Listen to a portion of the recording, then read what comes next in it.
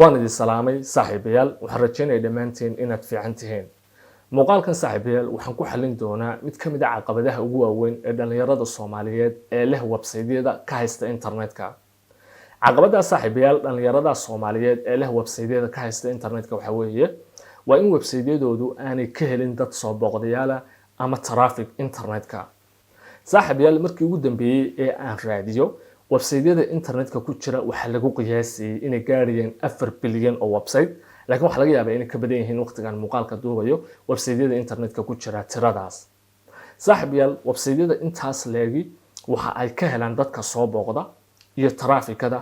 waa Google iyo website-yada la midka ee wax laga raadiyo waxa jira saaxiibayaal website-yo kale oo la mid ah Google oo wax laga raadiyo balse website-ka ugu weyn ee boqolkiiba 99 in ka badan internetka wax laga raadiyaa waa Google saaxiibayaal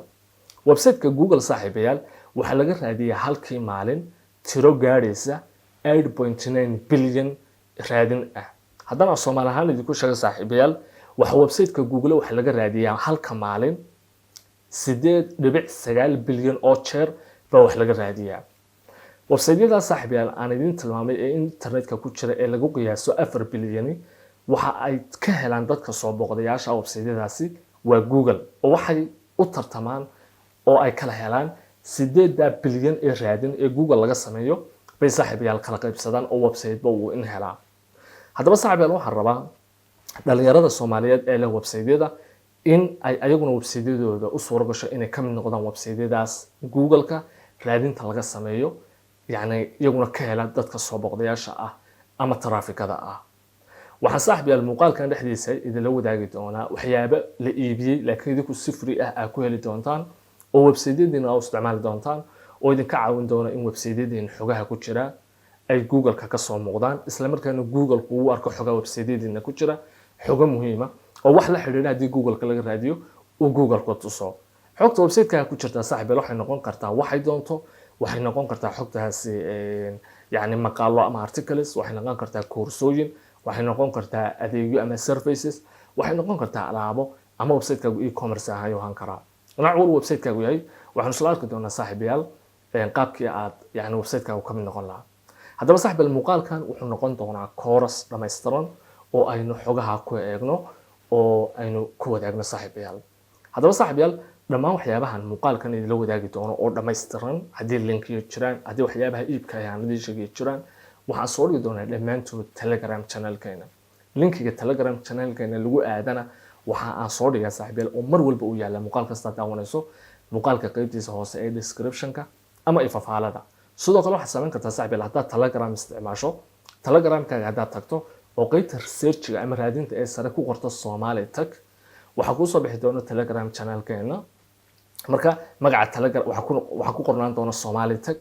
dadka ugu yar ee waqtigan muuqaalkan duubaya ku jiraan saaxiibayaal waxa weeye waa 6,000 iyo in ka badan baa ku jirta maqaadada aragto channel 6,000 wax ka yar ku jiraan keena maaha keena 6,000 iyo wax ka badan baa ku jirta saaxiibayaal saasaad ku aqoonsanaysaan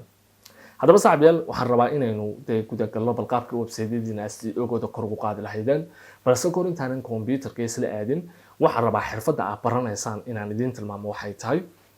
kadibna aan computer-ka isla aadno oo aynu bilowno qaabka website-keena aan xirfadda kor ugu qaadi lahayn marka koobaad saaxiibayaal xirfaddan ka caawinayso website-kaagu inuu ka mid noqdo website-yada marka Google-ka wax laga raadiyo safka hore soo gala waxa la yiraahdaa SEO baa loo yaqaanaa marka SEO waxa loo soo gaabiyo laakiin SEO waxa loo soo gaabiyay search engine optimization search engine haddaan maqasho saaxiibayaal waxa loo yaqaanaa website-yada wax laga raadiyo Google baa kamid ah Yahoo baa kamid ah website-yada internetka marka wax laga raadinayo xogaa lagu qoray wax laga raadiyo baa loo yaqaanaa search engine ereyga dambe optimization waxa looga jeedaa qaabka website-kaaga uga dhigi lahayd in uu ka mid noqdo website-yada Google-ku uu arko inay wanaagsan yihiin si Google-ku uu maqaaladooda kor ugu soo qaado inta way marka xirfadan dhan waxa loo yaqaan search engine optimization af Soomaaliyan waxa noqonaysa qaabka website-kaaga uga dhigi lahayd mid Google-ka iyo website-yada wax laga raadiyo ay u arkaan website muhiim ah xogta ku jirta muhiimtay kadibna wax la xiriiro website-kaaga hadii laga raadiyo website-yadaasi ay uga mid yeeli lahaayeen website-kaaga safka u horeeya waaba inta saaxiibayaal xirfadda aynu baranaynaa haddaba saaxiibayaal xirfaddan waxay muhiim u tahay qof kasta oo website leh iyo qof kasta oo xitaa xirfadda web design-ka iyo waxyaabahaas doonaya inuu barto oo yani xirfada doonaya inuu barto ama ku shaqeeyo ama wax lamida saaxiib yaal waxaan rabaa inaan maadaama intaan sheegay in computerka shaashadiisa la aadno oo aynu waxyaabaha isticmaalayno aragno balse waxaan rabaa sidoo kale inaan idin sheego haddii aanad website lahayn waxaa jira course dhammaystiran oo YouTube aan soo geliyay oo lagu baranayo sida website loo samaysto iyadoo aaladda WordPress la isticmaalayo waa course dhammaystiran 3 saacadood buu gaarayaa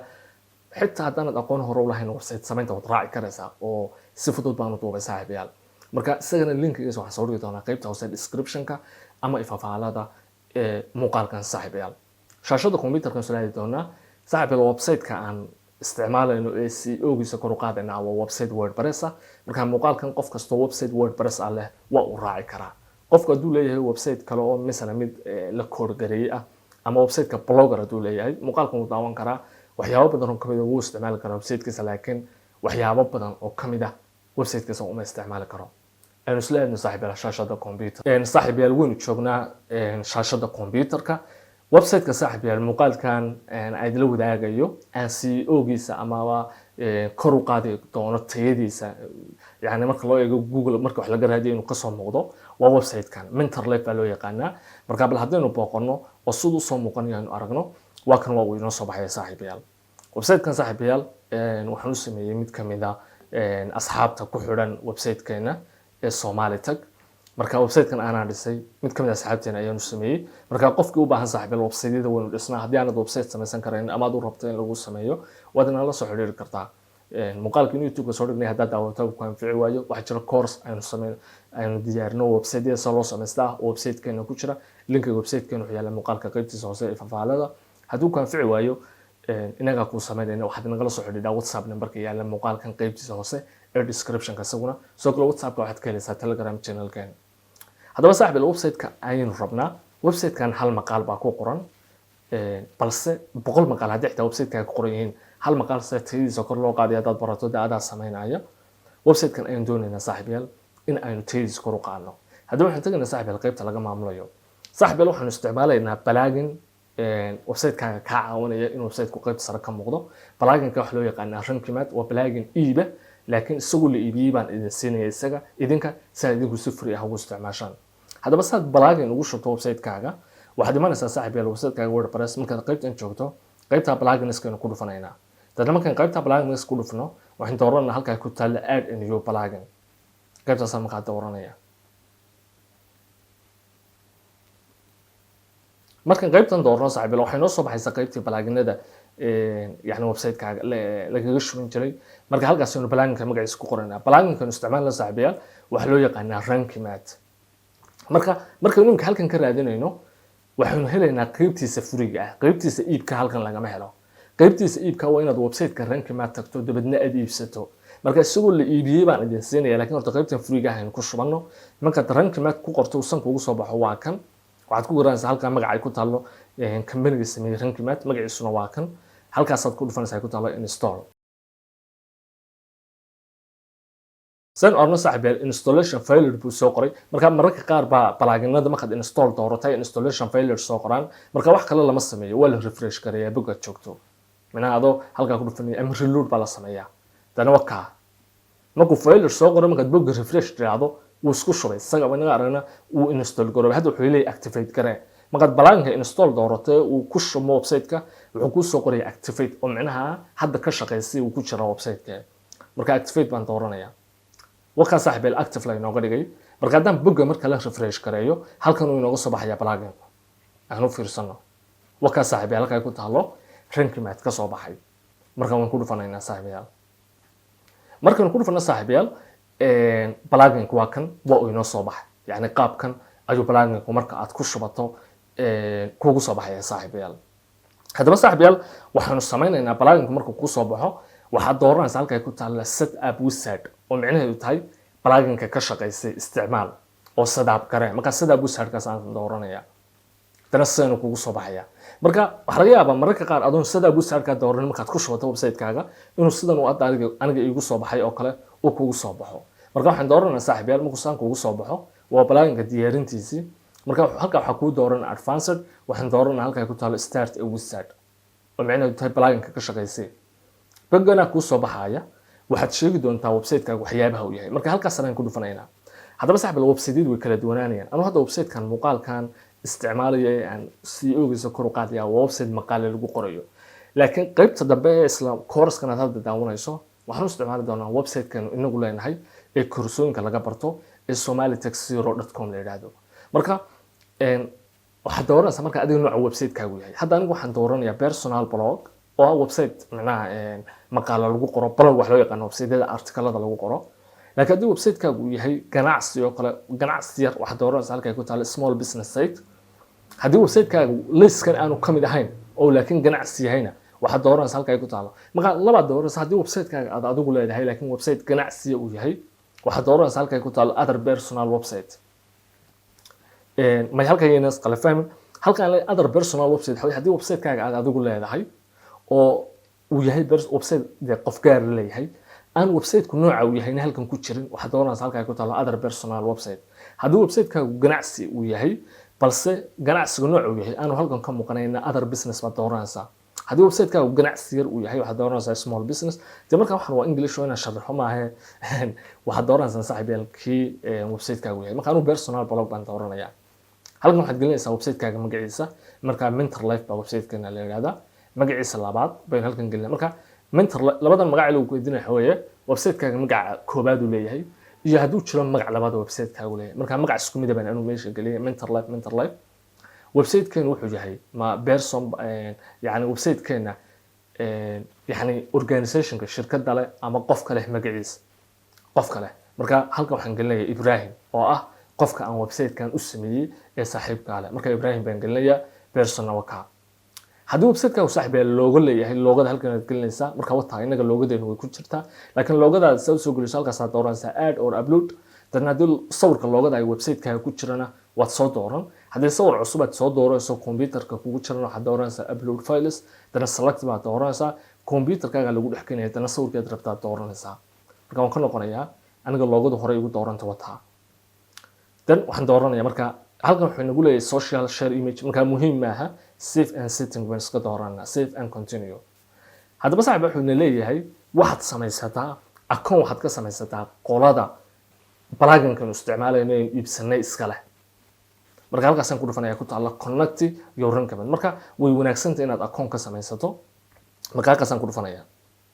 waxa layna geenayaa website-ka qolada plugin-ka aynu isticmaalayno iska leh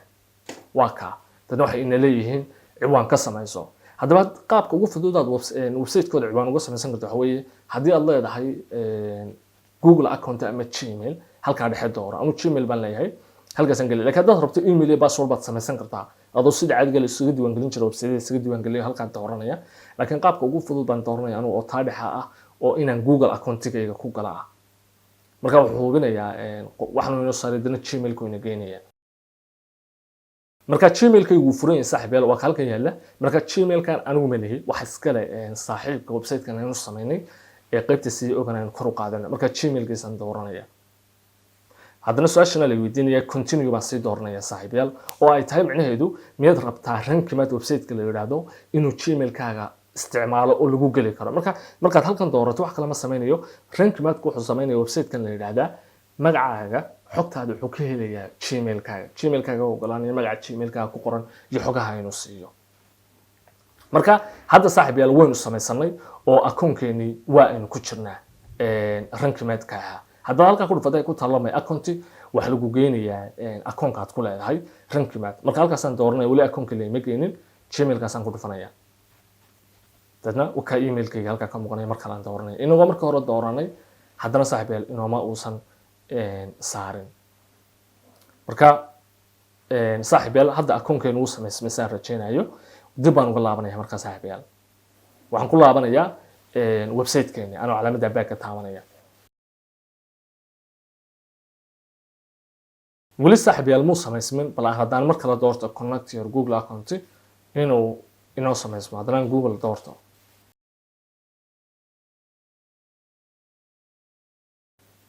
okay saaxiibayaal saynu aragno my Google account haddaan doorto waxay u badan tahay inuusan ii shaqaynayn uu soo celinayo marka waxaan dooranayaa halka ku taalo my account dabadna waxaan dooranayaa halka ku taalo email iyo password marka waxaan doonayaa inaan email iyo password ku galo marka halkaasaan dooranaya ku taalo register markaad isticmaalayso haddii Google account-ga markaad ku dhufato uu ku shaqayn waayo qaabkan dambe aan sameeyo isticmaal register dooro dadna halkan email-kaaga geli marka email-kii halkan igu jiray baan soo qaadanaya aan gelinaya waa ka email-ka halkan yaala waan ku dhufanayaa dadna waa ka email-kaaga san soo koobi garaysanaya website-kii baan imanayaa waan gelinayaa halkan sare magaca la gelinayaa Ibrahim baan ka dhigayaa halkan hoosena email-kan gelinayaa waxaan rabaa marka saaxiibada inaan sheego muhiim weyn ma aha inaad account-koodan aad samaysato laakiin way wanaagsan tahay waxayna leeyahay account baa jira hore loogu sameeyay email-kan marka buuna leeyahay hadda wuxuuna leeyahay account baa jira email-kan loo isticmaalay haddana inooma gelayo log inaan doorto dadnaan Google-ka hadaba isku dayo inaan ku galo boggan home-ku ina keenayaa seen arna saaxiibayaal ma samaysmaya bal markaan dib u noqdo saaxiibayaal markii aan connect doortay wuu ii samaysmi waayay account-ku laakiin mid baan rabaa inaan idin sheego account-ka rankimaadka inaad samaysataa muhiim weyn maaha weyn ka maarmi karnaa marka save and continue waan odhanayaa saaxiibayaal xitaa haddaad isleedihiin markuu macalinku ama ustaadku markuu samaysmi waayay buu idin leeyahay dhaaf website-kaygan aan muuqaalkayda kula wadaagi doono qaybtiisa dambe rankimaadka ku jira xitaa wallahi account male marka muhiim ah account-kan lahaa ka samaysta website-koodu khasab maaha ama muhiim weynba male marka loo eego danahayna oo dhan haddaba saaxiib naga save and continue baan idhi waan qaybta analytics-ka waan kasoo booday qaybtan aan imanaya qaybtan markaan imaado saaxiibayaal waxaa laynagu tusaya sitemap wax kale maaha sitemap waxa weeye website-kaaga linkiyadiisa oo dhan baa waxaa loo habeynaya qaab ay kala sarsarayso dabeedna waxaa la siinaya linkiyada adigoo nidaamsan Google-ka si Google-ku linkiyada website-kaaga intuu u kaydiyo marka wax la xiriira laga raadiyo uu linkiyada u soo saraysan karo amaba u garan karo marka sitemap waxa la yiraahdaa halka waxa la leeyahay website-kan in sitemap loo sameeyo marka way furan tahay waa sax waxba ka bedeli maysid sawirada in iyagana la kaydiyo halka waxa weeye postiyada dabada yaala marka sida uu yahay waxaad sameynaysaa save and continue waxba ka bedeli maysid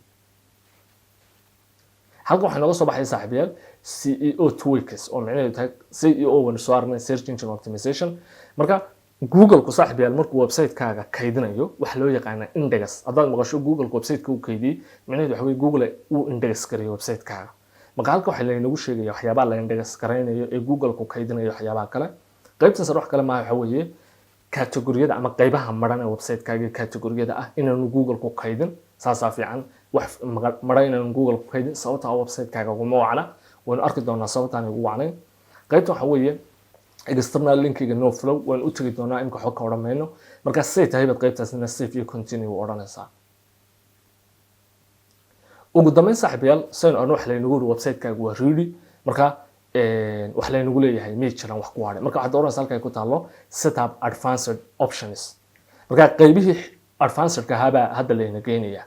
waka setup advanced marka qaybahan waxaan ku baran doonaa hadda halkan nooga muuqanaya muuqaalkeena qaybtiisa xiga mina muuqaalkan aynu baranaynaa saan ugu soconayno laakiin hadda hadaan sharaxo way yaraad kaanayaan marka sida marka doorato ee halkan lagu keeno waxba ka bedelin waxaad ka doorataa halka ay ku taalo return to dashboard inaad more advanced tananka doortay aad doorataa khasab maaha laakiin haddaad doorato halkan lagu keeno return to dashboard ka hoos dooranaysa oo macnaheedu tahay igu celi yani website-kayga qaybtiisa hore haddaba saaxiib hadda waxaanu sameynay qaybtii koowaad ee muuqaalkan oo ahayd balaaganka aynu isticmaalaynay isagoo la iibiyay qaybtiisa iibkana qaabka lagu shubo oo intaas ayaa loo isticmaalayay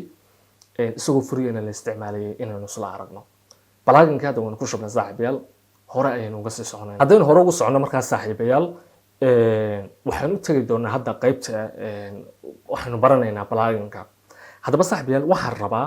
inta aanay ku oran balaaganka qaabka loo isticmaalayo aanan gelin waxaan rabaa bal inaynu isla aragno xogaha uu balaagankan bixinayo oo runtii muhiim ah dabadeedna aynu galno balaaganka sida loo isticmaalayo waayo marka aan xogaha website-ka uu ka bixinayo aragno baan idinla wadaagi doonaa saaxiibayaal balaagankan qaabkaynu isticmaalaynay haddaba si aan xogaha balaagankan u helo website-kan saaxiibayaal aan hadda haddii website-kan aan hadda ku shubayo pluginkani waa website cusub oo aan u sameeyay mid kamid ah asxaabteena hal maqaal baa ku jira marka website-ka si aad xogihiisa u hesho waa in website-ka dad soo booqdaan waa inaad aragto dadka soo booqday bogoga ay akhriyeen iyo xogaha marka maadaama website-keenan hadda aan isticmaalayo ee wax ka bedelay oo cusub yahay oo aan xogi ku jirin waxaan rabaa bal xogaha pluginkan uu ina siinaya inaynu isla aragno dabadeedna markaan xogtaas la aragno aynu ku soo noqono website-keenan Mentor Life dabadeedna maqaalada ku jira iyo bogogiisa aynu hadda CEO-gooda kor u qaadno inta markaanu qaadno haddana waxaan ku noqonaynaa website-keena aynu leenahay kaasoo aynu ku isticmaali doono qaybta dambe qaabka marka website-kaaga dad soo booqdaan xoga aad hesho xogaha intaad go'aan uga qaadato aad u fahanto oo aad akhrido aad go'aamada ugu wanaagsan u qaadanayso marka hadda waxaan tusi doonaa website-keenan aadi doonaa Somali Tech wax laga barto koorsooyinka laga barto ilaa 10 koorso kala duwan baa ku jira website-keenan oo uu kamid yahay course lagu baranayo aalada WordPress haddaan aad website lahayn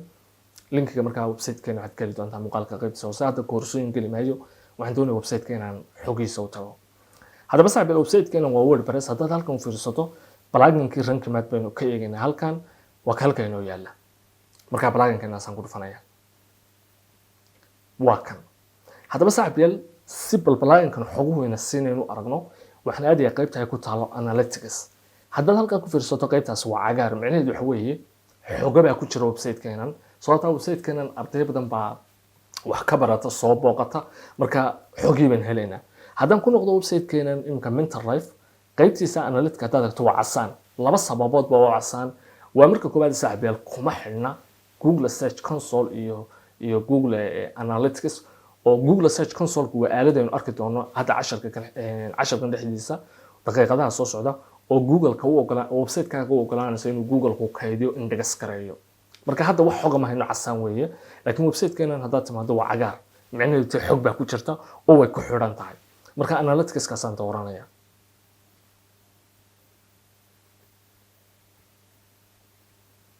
analytics-ka markaan doorto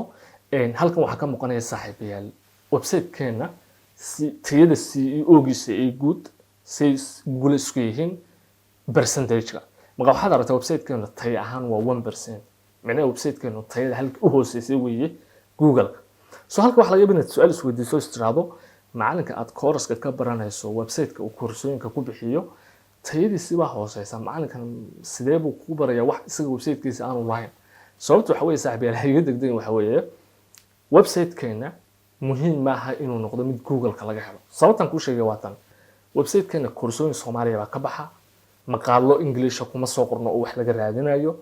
dadka Soomaalida ahayna bulshada Soomaalidu waqtigan muuqaalkeenan duubayo 99% Google-ka kama raadiyaan markay course qaadanayaan ama wax baranayaan sababtoo ah maba jiro website-yo public-ah oo koorsooyin laga barto sidoo kale saaxiibayaal website-yada hadii jiraan hadda Soomaaliya leeyihiin oo koorsooyin laga barto dhammaantood waxay leeyihiin Facebook page YouTube iyo wax la mid ah dadna dadku halkaas xogta ka soo helaan marka website-keenan hadda muhiim ma aha dadka website-keenan ilaa 800 oo dhan arday baa ilaa hadda dadka way gaariyaan wax ka bartay dhammaantood saaxiibayaal waa dad YouTube-ka iyo bogagga social media inaga xidhan marka website-keenan muhiim weyn ma ahayn mas'alo kale jirta saaxiibayaal oo ah maadaama aanu koorsooyinka diyaarintooda website-ka muuqaalada YouTube-ka dhalinyarada website-ka rabteen loo sameeyo waxaas oo dhan maadaama aanu ku koobanahay oo Somali Tech waqtigan hadda muuqaalkan duubayo aysan team ahayn ay aniga igu kooban tahay yani website-keenana baahi badan oo in dad badan soo booqdaan aanay jirin muhiim waqti ma siinin CEO-ga laakiin muuqaalkan dhexdiisa halka 1%-ga waxaan tusi doonaa iyadoo heerka u sareysa ah haddaba waxaan saaxiibayaal halkan idinkan waxa weeye bal inaynu xogta halkan taalla aan idila wadaagayo halkan waxaan ka muuqan doonaa hadda halkan waxaan nooga muuqanaya waxa weeye website-keena keyword-ada ereyada Google-ka laga raadiyo ee website-keena uu soo baxo website-keenu iyadoo CEO-giisa hooseeya haddana Google-ka waa laga raadiyaa sababtoo ah asxaabta nagu xidhan ama koorsooyinka website-keena ka bartaa markay website-ka soo booqanayaan marna ciwaanka website-ka domain-kaabay isticmaalaan marna Google-ka ay tagaan Somali Tech ku qoraan markaasuu soo baxaa marka halkan 34 erey baa Google-ka keyword haddaad maqasho waxa weeye keyword waa ereyada Google-ka lagu qoro tusaale kale haddaan erey Google-ka ku qoro website soo baxaya baa keyword la yiraahdaa halkan waxa weeye lix tirada ku taale ah 642 waxa weeye waa inta jeer Google-ka inta laga raadiyay wax website-keenu xagga sare kasoo muuqday intaa weeye marka tirada halkan la sheegaya waa 30 cisho u dambeeyay halkan ay waa 30 cisho u dambeeyay google-ka waxa laga raadiyay marar badan marka waxa laga raadiyay 642 jeer website-keenu wuxuu ka mid noqday website-yada qaybta sare kasoo muuqday waxa lagu raadiyay oo marka waxyaabaha la raadiyayna waa 30 eray ama keyword ba marka google-ka lagu qoray uu website-keenu soo baxay website-keenu AdSense uu ku xidhan yahay laakiin iskuma xidhna plugin-kan isticmaalayno ee rankimaad iyo qaybta AdSense-geena ee xayeysiisku soo website-keena haddaad booqataan haddaan kan bog cusub idinka tusiyo website-keena Somali Tech bog gaar ah maqaalaan ku qornaa laakiin maqaaladaas waa Soomaali marka google-kana dad soo booqdayaal ka heli maayaan maadaama dadka Soomaalida aan google-ka wax ka raadin marka waa kuwan maqaaladu haddaan marka kan ku dhufto xayeysiiska google oo kuwa kana naga aragna halkaas aan ka joojin karaa haddaan halka ku dhufto ad by google baa ku qoran kuna waa lamid marka xayeysiiskaas ba google laakiin iskuma xirna rankimaadka iyo muxuu AdSense haddaan hoos soo degno waa kuwan saaxiibayaal ereyadii google-ka laga raadiyay website-keenu soo muuqda waa maxay Windows 10 ba google-ka laga raadiyay 24 jeer weeye waxa tirada halkan nooga muuqanaysa keywordadii marka halkan waxa weeye waa keywordadii ugu sareeyay website-keenu xagga sare ka soo muuqanaya waa maxay Windows 10 termagas Instagram information barashada computerka Excel waa maxay Windows iyo install Nmap waxa weeye waa keywordada marka laga raadiyay ba website-keenu xagga sare ka soo muuqda waa keywordada kuwani yani website-keenu aanu inta badan xagga sare ka soo muuqanaynin waa kuwan waxa weeye waa ultimate affiliate marketing waa termagas iyaguna keywordada weeye waa hadda akhri karaysan hoos haddaan ugu saaxiibayaal oo aan halkan tusiyo waxa ka muuqanaya inta keyword ama inta eray ee website-keenu ee google-ka marka laga raadiyo website-keenu saddexda u sareeya ka mid noqday waa kuwa laba eray ba marka google-ka lagu qoro website-keenu google-ku list-ka uu qofka tusayo ee linkeeda ah saddexda linkiye u sareeya website-keenu wuxuu ka mid noqday laba eray marka lagu qoray laba eray oo kale marka lagu qoray website-keenu wuxuu ka mid noqday 4 ilaa 10 link ee google-ka raadintooda u sareeya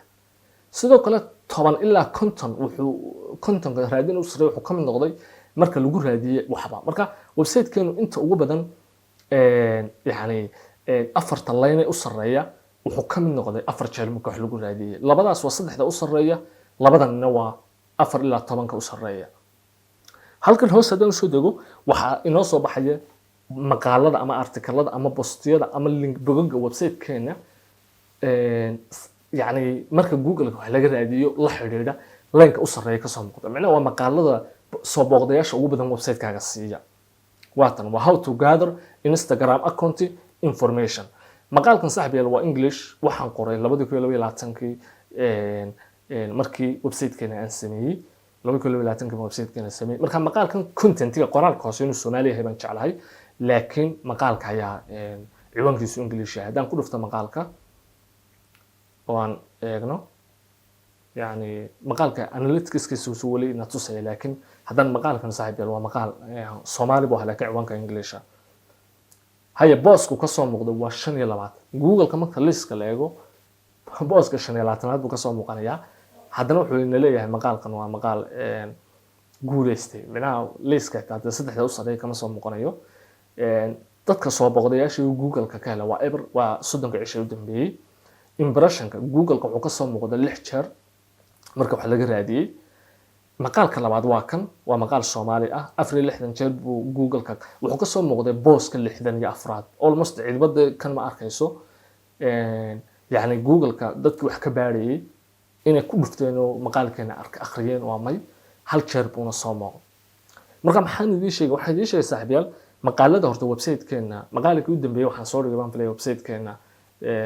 saaxiibayaal 4 bilood ka hor marka maqaaladeena saaxiib almost asxaabta website-keena wax ka barato aan sharaxaha akhriyaan mooyaane intention-kaygu ma ahayn google-ka dad ay ka raadiyaan sababta Soomaalidu maqaal iyo wax la xiriira google-ka waxba kama raadiyaan af Soomaaliya sababta waxa weeye Soomaali wax ku qorto oo google-ka oo badan maba jirtaba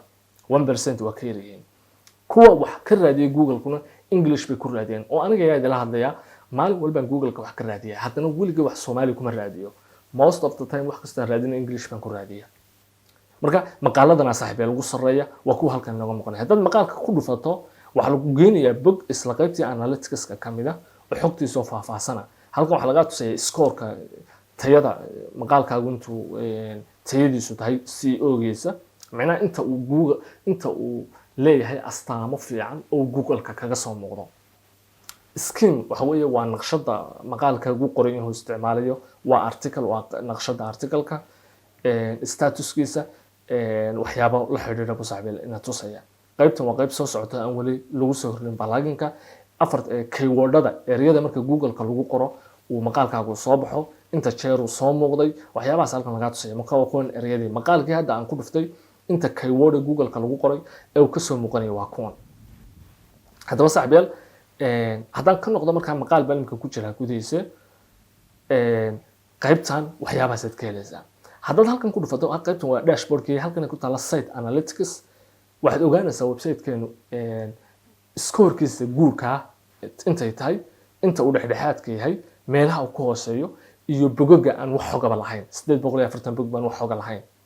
maqaaladii u dambeeyay scorekooda tayada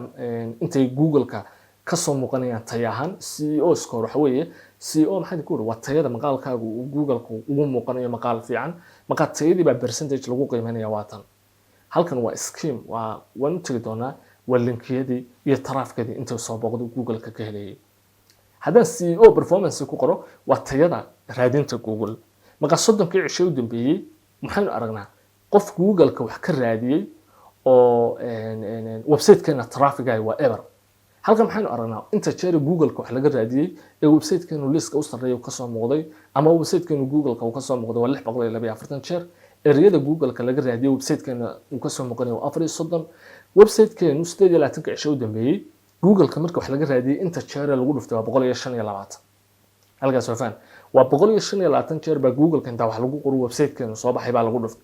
balse waxa xusuus badan 125 jeerba waa dad website-keenu u socday waa dad Google-ka ku qoray Somali Tech tan website-keenu soo baxay laakiin ma aha dad iyagoo wax baaray website-keenu soo baxay halkan waxa lagu yaqaanaa CTR waxa loo soo gaabiyaa click through rate waxa weeye marka Google-ka wax laga raadiyo cabirka inta qofku website-kaaga doorto baa lagu qiimeeyaa position-ka website-keenu inta badan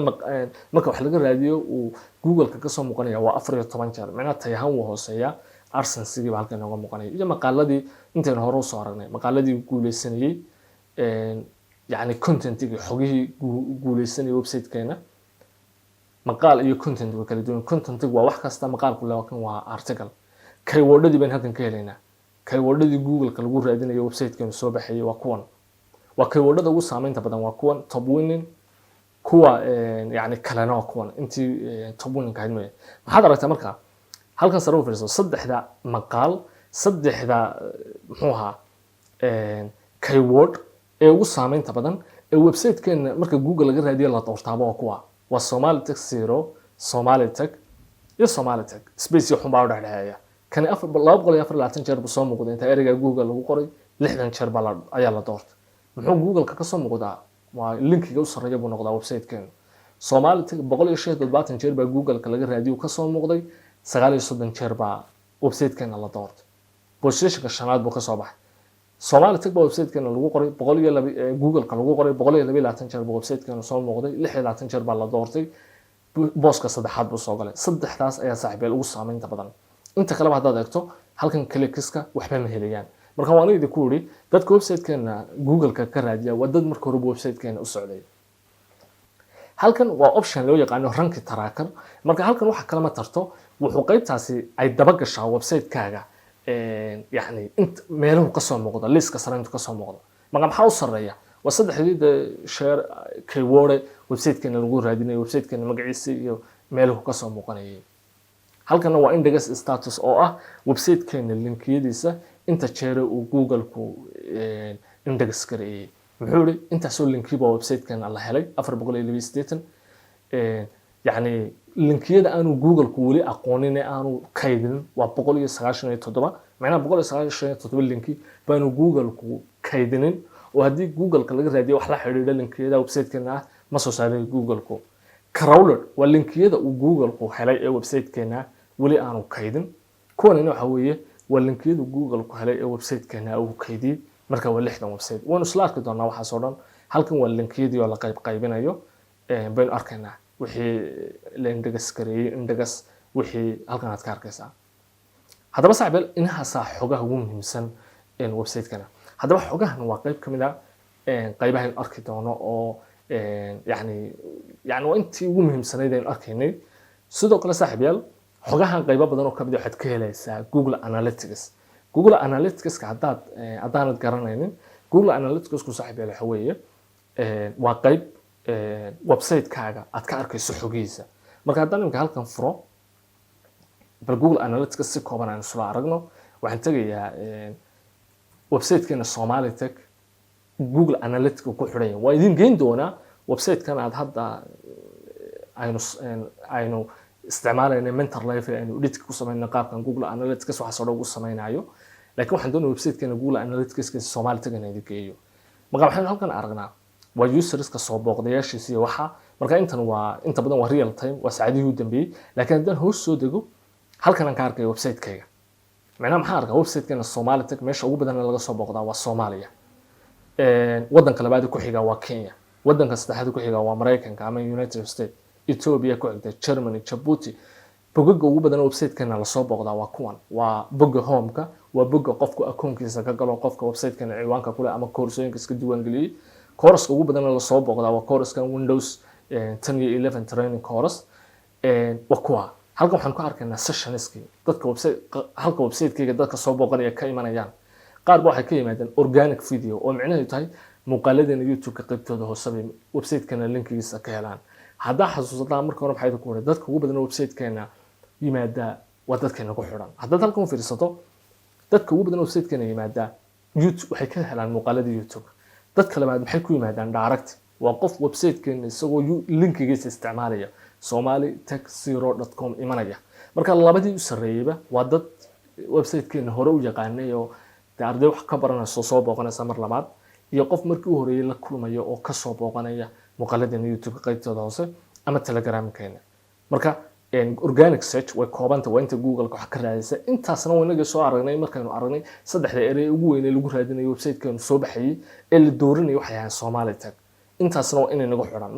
marka hore aan sheegay haddaba inagoo kaliya maaha website-yada dadku soo booqdaan wax laga bartay Soomaalida oo dhan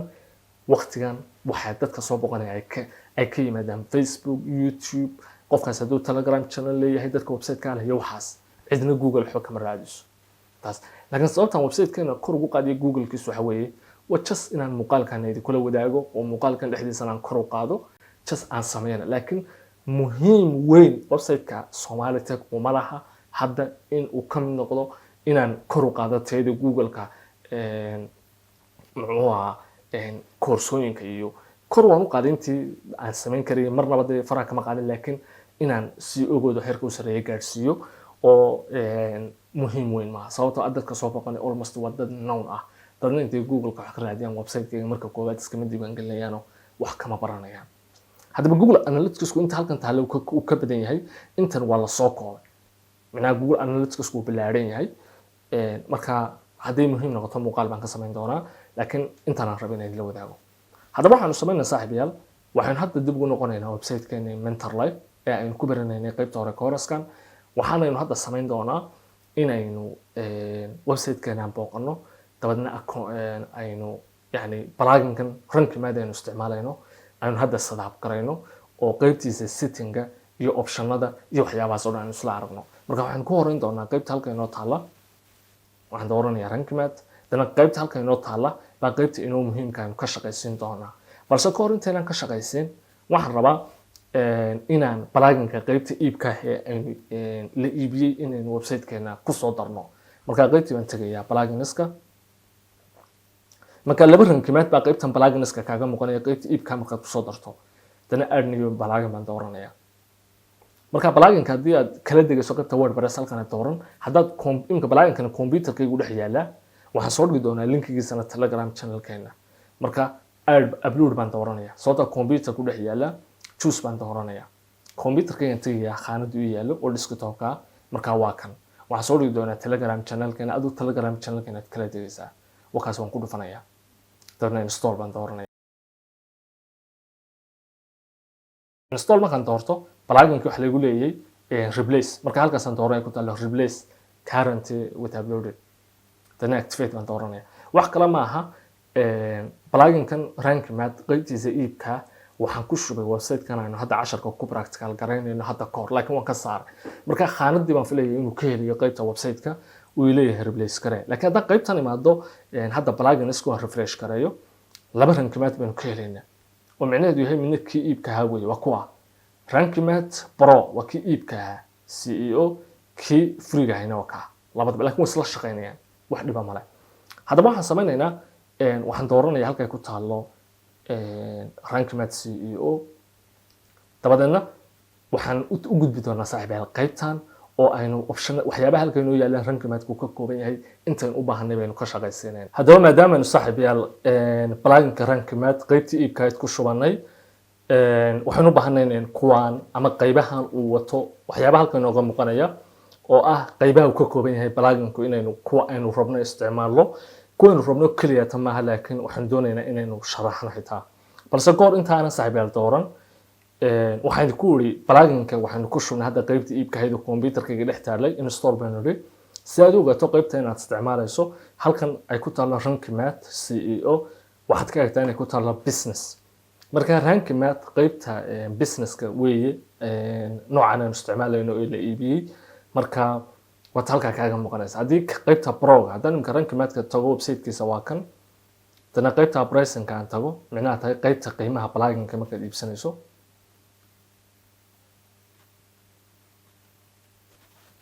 waa kan noo soo baxay business waa qaybtan saaxiibayaal waa qaybta ugu caansan inta badan la iibsado pro waa tan marka businesska qaalaya marka qaybtan aynu hadda inagu isticmaalayna waa qaybta ugu qaalisan businesska haddaba marka inta aragto saaxiibayaal waxaan doonaynaa inaynu qaybahan hadda waxyaabaha halka inoo yaala waa qaybaha kala duwan ee plugin ku leeyahay marka qaybahan isticmaalayna inaynu furaynaa marka koobaad saaxiibayaal qaybtan ku taalo content AI yani waa qayb gaar loo iibsado marka qaybtan aynu iibsanay lama socoto marka hadday furnaatay haddii kale iyadu muhiim maaha laakiin qaybtana ku taalla 404 monitor waa inay kuu furnaataa marka halkaasaad ku dhufanaysaa dadna wataa way kuu shaqaynaysaa micnaha haddii saa tahay oo ay madow tahay micnaha way xidhanta weeye haddaad rabto inaad ka shaqaysiiso waa inaad halkaa ku dhufataa marka qaybta wana baahan qaybtan uma baahnin saaxiibayaal qaybtan uma baahin muhiimna maaha labada qaybood midna qaybta analyticskana furanaynaa waa taa qaybtan iyaduna uma baahnin qaybtan uma baahnin kuwan waa pluginaad isticmaalaysaa kale waa plugin kale rankimaad ku isticmaalayo qaybtan aad ku dhufanaysaa ku taalo image CEO image CEO waxa weeye sawirada website-kaaga aad soo gelinayso ayagana inaad kor u qaado tayada inay Google-ka ka soo muuqdaan qaybtan waan furanaynaa instant indexing kan waxa weeye waa muhiim waxa weeye inaad halka ahayd inuu Google-ku automatic u ran qaabde uu isagu waqtigu doono uu website-kaaga linkiyadiisa kaydiyo markaad rabto inuu website si kaydiisa Google u kaydiyo baad halkaa baynu kan isticmaalaynaa kan linka counterka la yiraahdo muhiim ah wax kala ma tarayo linkiyada website-kaaga u tirnaya qaybtan local CEO-gu waxay ku xiran tahay website-ka qofka qaybtan local CEO waxa weeye waa website-kaaga hadduu yahay ganacsi local macnaha ganacsi meel gaar ah ka shaqeeya tusaale kale haddaad meherad ku leedahay deegaanadeena Soomaalida meel kamid ah Hargeysa ka soo qaad haddaad Hargeysa ganacsi ku leedahay oo website aad samaysato Google-ka dadka wax ka raadinayana dadka aad ganacsigaaga ka faa'iideysan kara kaliya in dadka Hargeysa degan iyo dadka ka agdhow local CEO-ga saas isticmaalaysa marka local CEO-gu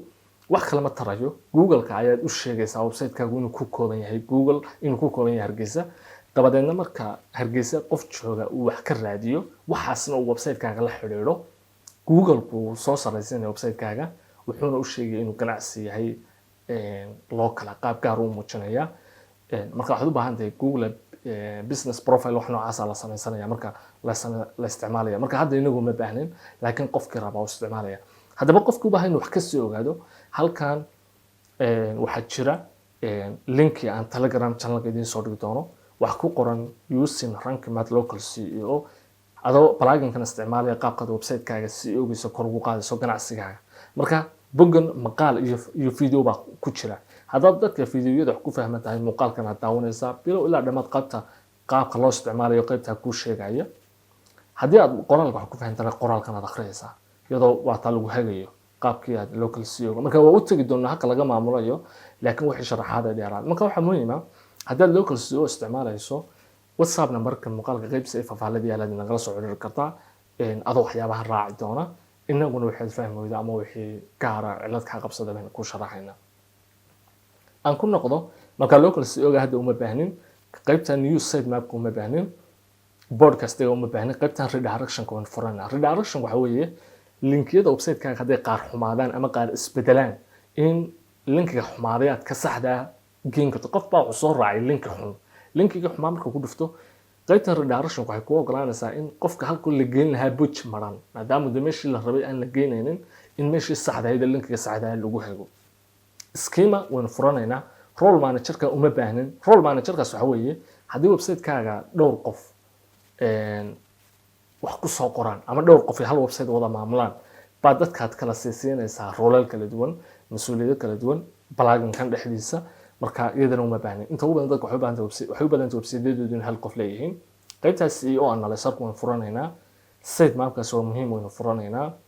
video site mapka waan furanaynaa sidoo kale video site mapka waa muuqaalada qaybtan WooCommerce-gana waan furanaynaa ayadoo qaybtan laakiin saaxiibayaal ku xidhan inaad furataa haddii website-kaaga uu e-commerce yahay hadda aniga ma shaqaynayo sababta waxa weeye pluginkii WooCommerce kuma jiro saaxiibayaal pluginkan rankimat waa intelligent waxyaabo ku fiican yahay intelligent maaha laakiin qaabka loo dhisan gareeyaa qurux badan waxa weeye waxa la baray pluginada muhiimka ah ee website-yada kala duwan loo isticmaalo marka hadduu website-kaaga ku arko plugin ganacsi loo adeegsado markaba waxyaabo pluginkaasi wataabo halkan kuu soo saaraya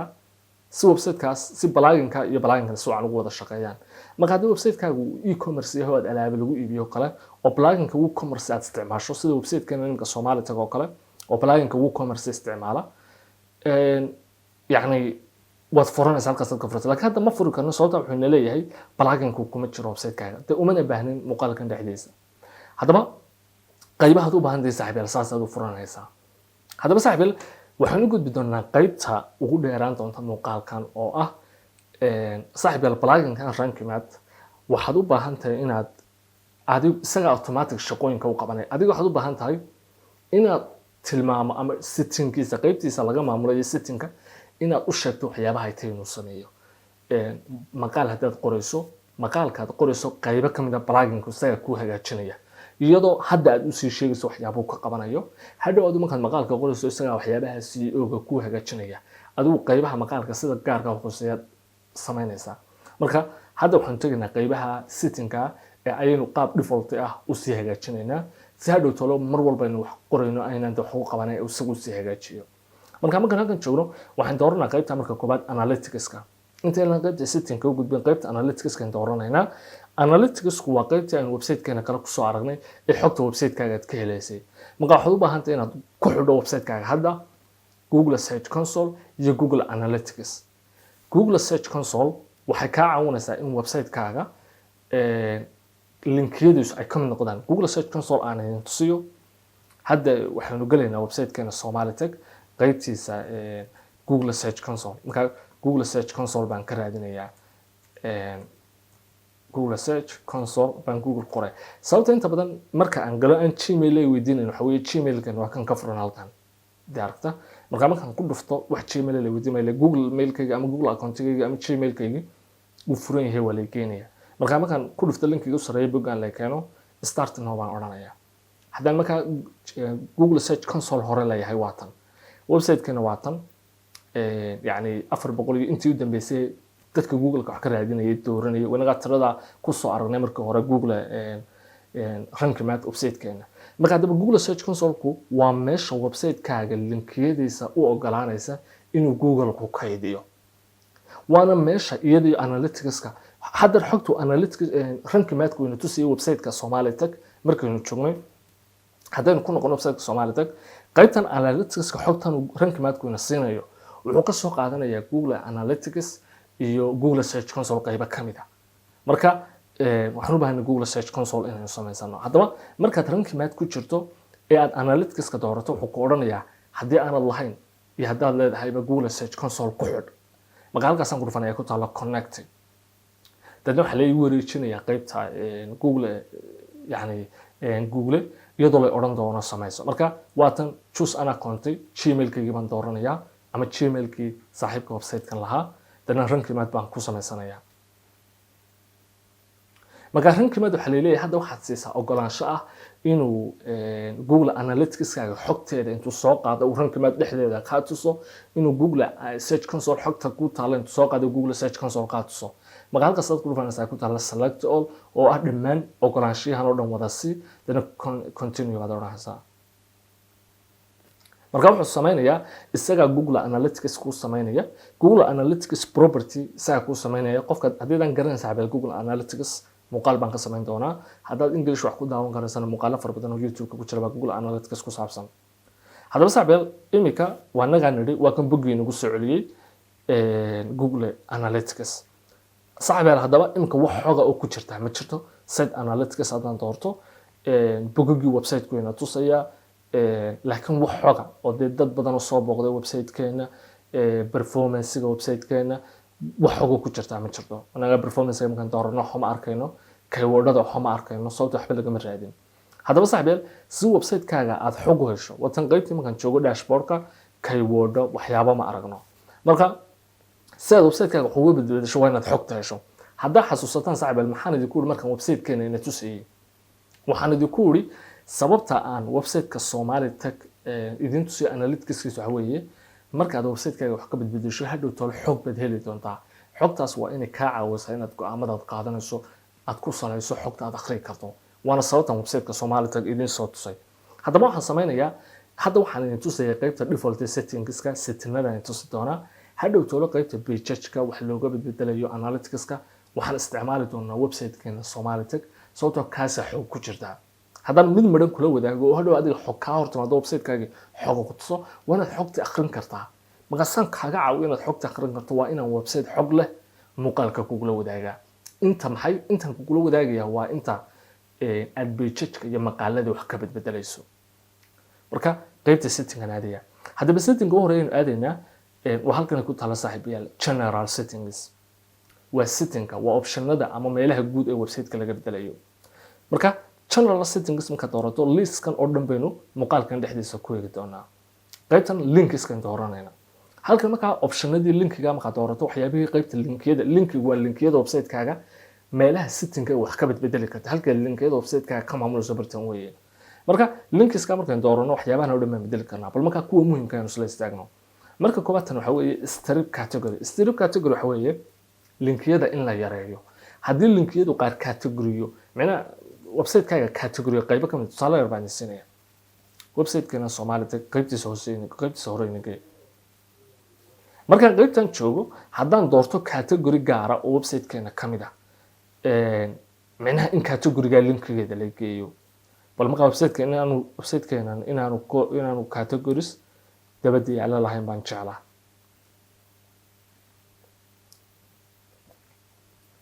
laakiin category website-keena dabadii yaala ma jirto laakiin haddaad halkan ay tan tusaalahan aabadisi kara saaxiibayaal muxuu ku dhimka website-ka eeg oo halka tusaale ka siinayo example.com haddaan soo yara dhaweeyo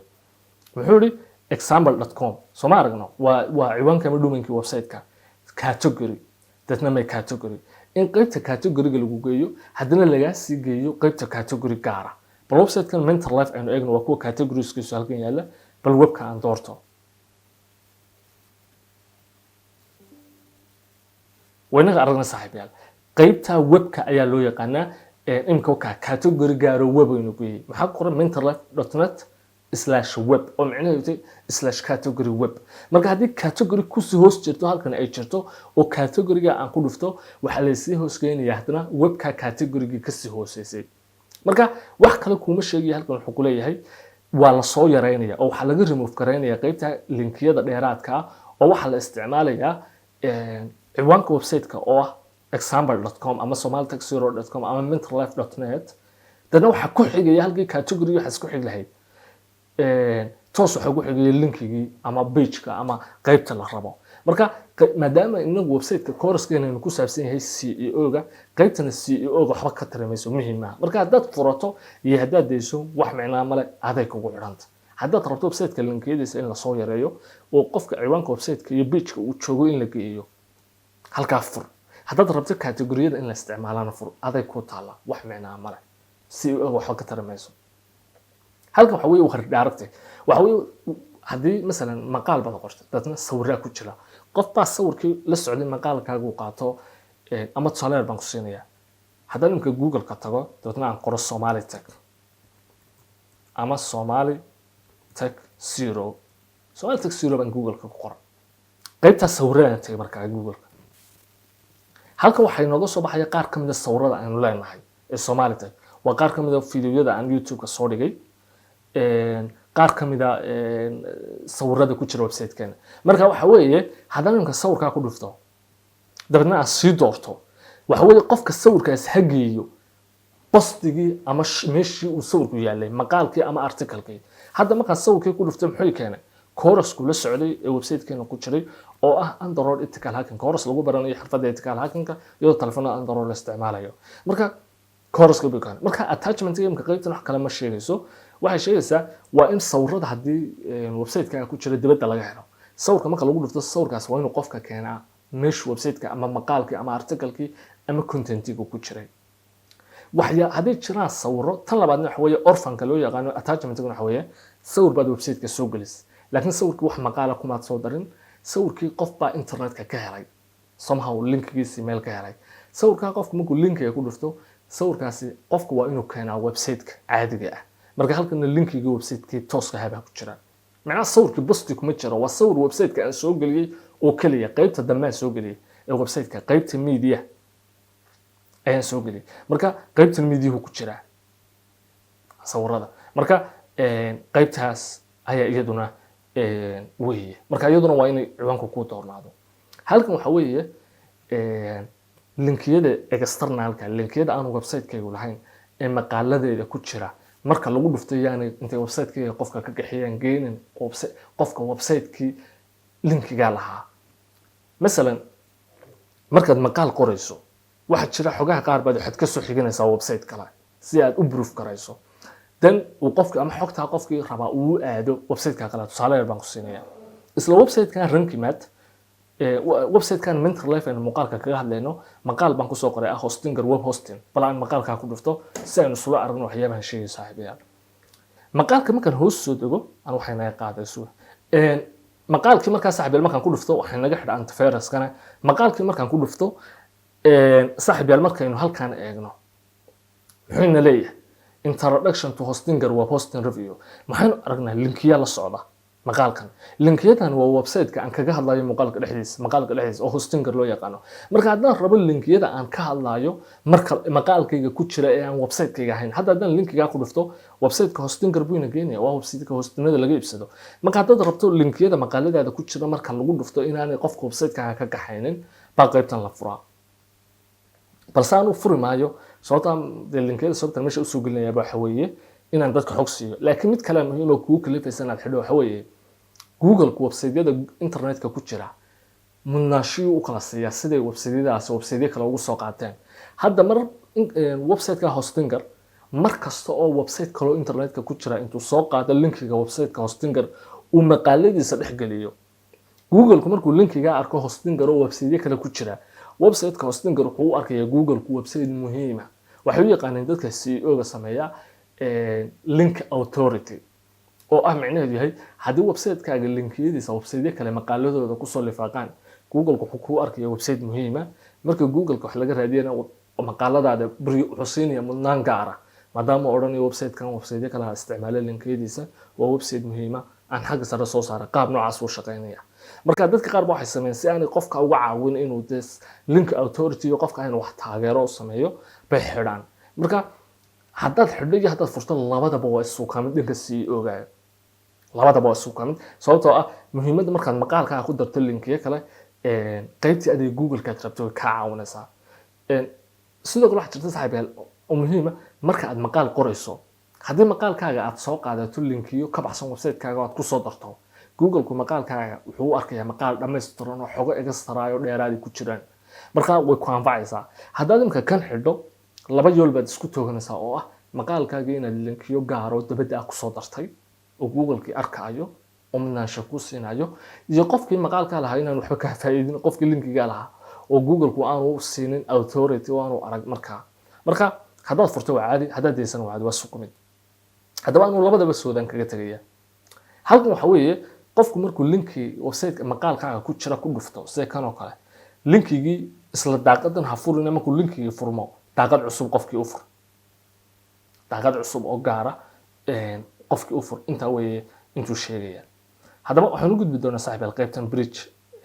crime qaybtani muhiim maaha wax badan ma tarayso laakiin waxay taraysaa tusiyo website-kana Soomaali tag halkan u fiirso halkan maxaa yaala bogga home haddaan imka doorto bogga ay ku taalo all courses oo ah bogga aad ka arkayso koorsooyinka website-kana ku jira oo dhan halkan website-kana muxuu naga tusayaa bogga home buu qofku joogaa wuxuu ka sii joogaa qaybta search result bal hadda qaybtan dashboard-kan aado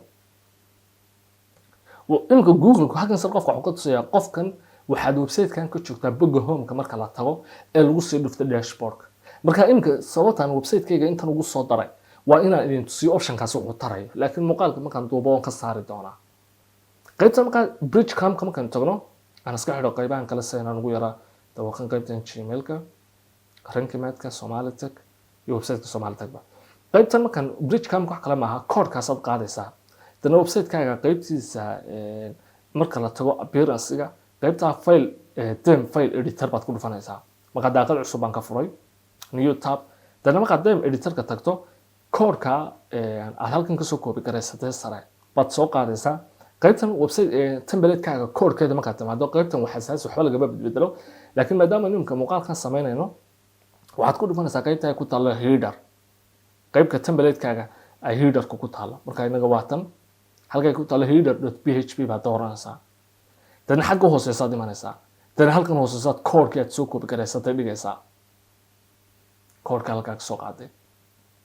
dan website-kaaga waxa ku soo kordhaya waa entire laakiin muhiim ah aan ka saari doonaa muuqaalka laakiin qofkii rabaa waa uu ku dari karaa qaybta xigta sawirada weeye halkan waxa weeye qaybta waxa weeye sawirada aad soo geliso website-kaaga qaybta altada loo yaqaan ama alternative-ka igu dar xogta bal website-keenan aan tago si aan idin tusiyo yani qaybtan aan tago website-keenan mentor life aan muuqaal ku arki doono marka qaybta media waxa laga helaa sawirada website-ka soo geliso oo dhan haddii website-ka qayb la iska diiwaan geliyo uu leeyahay arday ama qof wax ka iibsada iska diiwaan geliyo haddii qofkaasi sawir website-kaaga soo geliyo isagana halkaas aad ka arkaysaa haddaba haddaan sawirkaa ku dhufto bal imika halkan u fiirso sawirka magaciisu waa kan Hostinger web hosting review haddaba waxaa jira mararka qaar maqaalada website-ka markaad booqato mararka qaar waxaa jira sawirku aanu muuqan oo internet-ka culayskiisa ama computer-ka ama telefoonka qofka isticmaalaya ay sababto haddaba halkii sawirku ka muuqanayay Google-ku wuxuu ku tusaa qofka sawirkan qoraal haddaba halkan la geliyaa qoraalka aad rabto haddii sawirku soo muuqan waayo inuu muuqdo halkaa ku taalo alternative marka Hostinger waa aniga geliyay maqaalka markaan qorayay maxaan geliyay Hostinger web hosting review baan geliyay qaybta alternative haddaba qaybtan wax kale meesha waxa weeye haddaan misalan imka marka way xirantahay haddaan misalan sawiraan soo geliyay ilaa qaybta altada inaan wax geliyo haddaan qaybtan sare furo waxa weeye Google website-kayga waxaad samaysaa markaan sawir geliyo haddaan qaybta altada ilaawo magaca sawirka ku qoran ee halkan yaala magaca qaybta title-ka yaala qaado qaybta altada inta weeye marka waa option muhiim ah waan furayaa isla tanna waxa weeye halkan marka waxa weeye altada qaabkii u muuqanaysay waa maxaa la dhigayaa xog nooceeya magaca file-ka ayaan dhigayaa laakiin waa bedeli karaa haddaan halkan doorto waxyaabo kale aan dooranaya laakiin san muuqaalka u koobo waxyaabaha muhiimka waxyaabaha muhiimka in tusi maayo tanina waa sawirada oo kale ayadana waan dooranaya yadana wata title marka intan dambe iska baabinaya title-kaas oo kaliya mudeynaya tan waxa weeye add missing alta tan waxa weeye tan add missing title muxuu ahaa yadana way naga dooranay hoos baan dugiya waa tan qaybta sawirada caption marka qaybtan ma furayo muhiim aha qaybtan muhiim aha waska tagaya halkan intaan kale oo dhan waxyaabo ka bedeli maayo seedan deynaya way hadan mid walba dul istaago sharax waxyaabaha muhiimka ah sax waqtiga dheeraanaya muuqaalkana saacadinta doonaa buu gaaraya marka halka save baan dooranaya ku tala changes wax bedeli maayo waxaan dooranaya qaybtan ku tala webmaster tools halkan waxaad soo gelinaysaa Google Search Console kaaga xogteeda marka inagu dawanay Google Search Console website-keena ku xidhnay haddana halkan tago aynu eegno bal Google Search Console. Haddana waa tan Search Console aan doorto linkiga u sarreeya. Haddana aan doorto Start Now. haddaba saaxiibayaal yani halkan waxaad gelinaysaa qaybtan website-kaaga qaybtiisa Search Console-ka koodhka. haddaba koodhka halkaa gelinaynaa waxba saa muhiim maaha. markaad Google Search Console-ka halkan timaado waxaad u baahan tahay website-kaaga inaad verify garayso ama aad xaqiijiso oo aad ku xidho Google Search Console website-kaaga. marka labadan qaab baa lagu xidhaa. qaabkan labaad baa inta badan fiican oo fudud. marka halkan waxaa la geliyaa website-ka. marka bal website-keena aan linkigiisa soo qaado, soo koobi gareeyo, dabna halkan aan imaado qaybtan, dabna aan halkan linkiga ku baasti gareeyo, dabna continue aan idhaahdo. markaan continue idhaahdo waxaa la tusayaa dhowr qaab oo aan Google Search Console waxaan aan iminka sameynaya waxa weeye waa inaan Google Search Console u xaqiijiyo anuu website-ka inaan leeyahay koranteena xogta website-ka ay siin, sidoo kale website-kana aan ku xidho. marka halkan markaan imaado waxaan sameynayaa waxa la leeyahay intan oo qaabkee baad ku xaqiijin. qaabka ugu fudud waxa weeye waa qaabka halka ay ku taal HTML tag aan dooranaya, dadna koodhkaasaan koobi garaysanaya, koodhka halkaa yaalla. marka halkaasaan dooranaya ku taalla copy, koodhkaasaan qaadayaa website-kayga waxaan geynayaa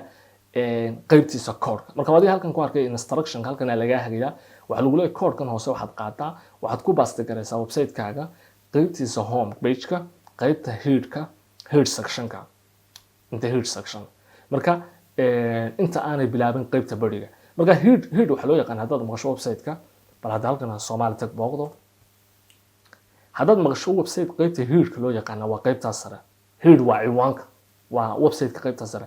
body haddaad maqashana waa halka laga bilaabo ilaa inta hoose. body waxa loo yaqaanaa xogta qofka website-ka soo booqda daalacanayo ama u baahan yahay qaybta lagu qoro. head waxa loo yaqaanaa qaybta ciwaanka sare ama title-ka.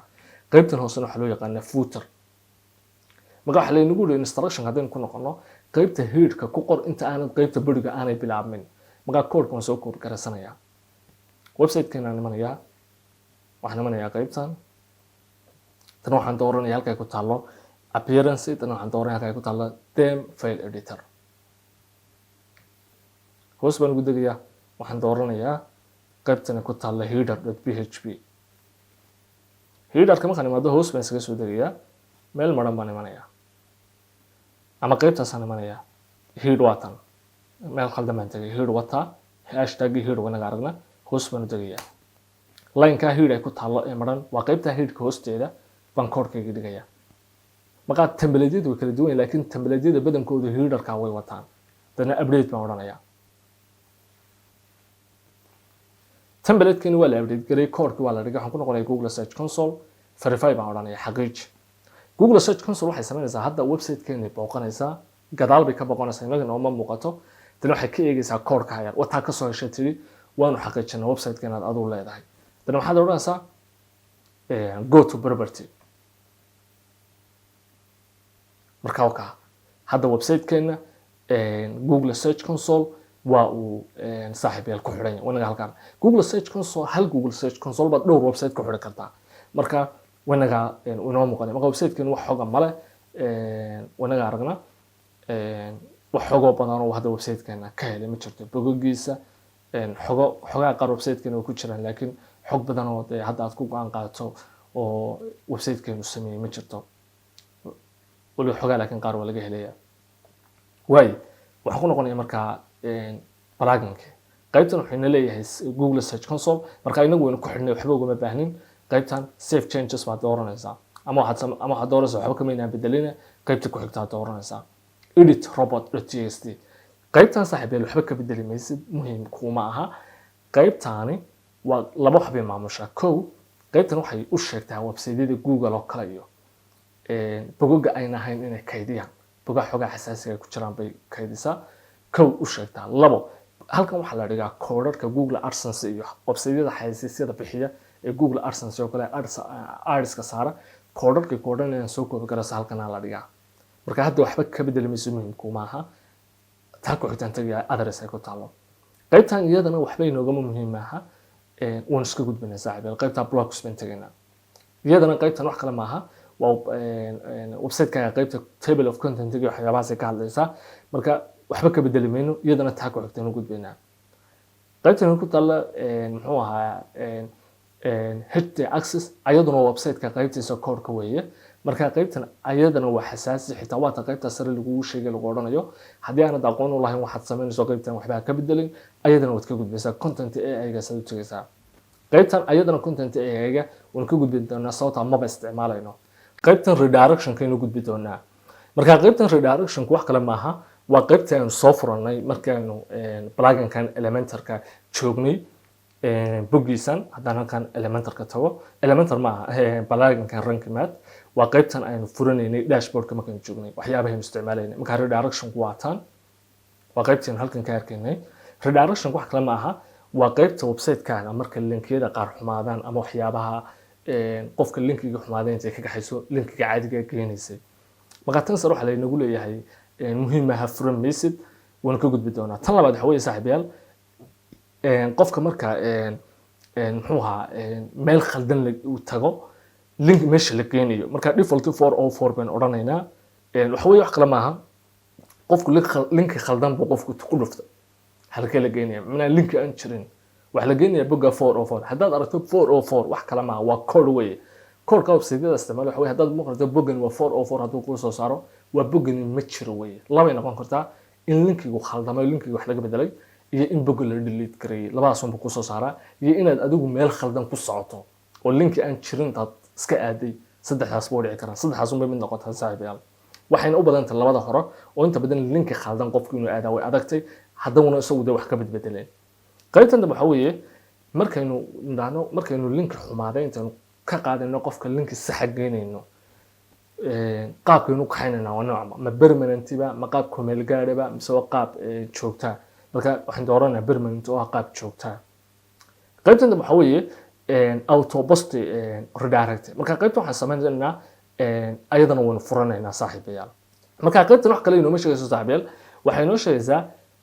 WordPress waxaad awood u leedahay inaad adigu linkiga samaynayso isla course-ka dhexdiisa ku arki doonaa linkiga adaa samaynaya link Slack wax la yiraahdo baad samaynaysaa markaad maqaal qorto linkiga adaa samaynaya waxbaad ka bedeli kartaa linkiga maqaalka marka haddaad linki maqaal lahaa wax ka bedesho plugin-kan haddaan qaybtaa furo wuxuu samaynayaa markaan linkiga wax ka bedelo linkigii hore buu wuxuu odhanayaa ee aan wax ka bedelay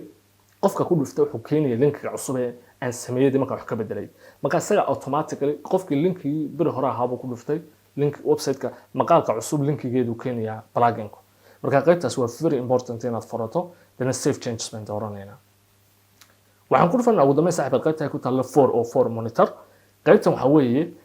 waa qaybtaad ka ogaanayso very important weeye qaybtan waa qaybtaad ka ogaanayso website-kaaga bogagga aan jirin ay dadku aadayaan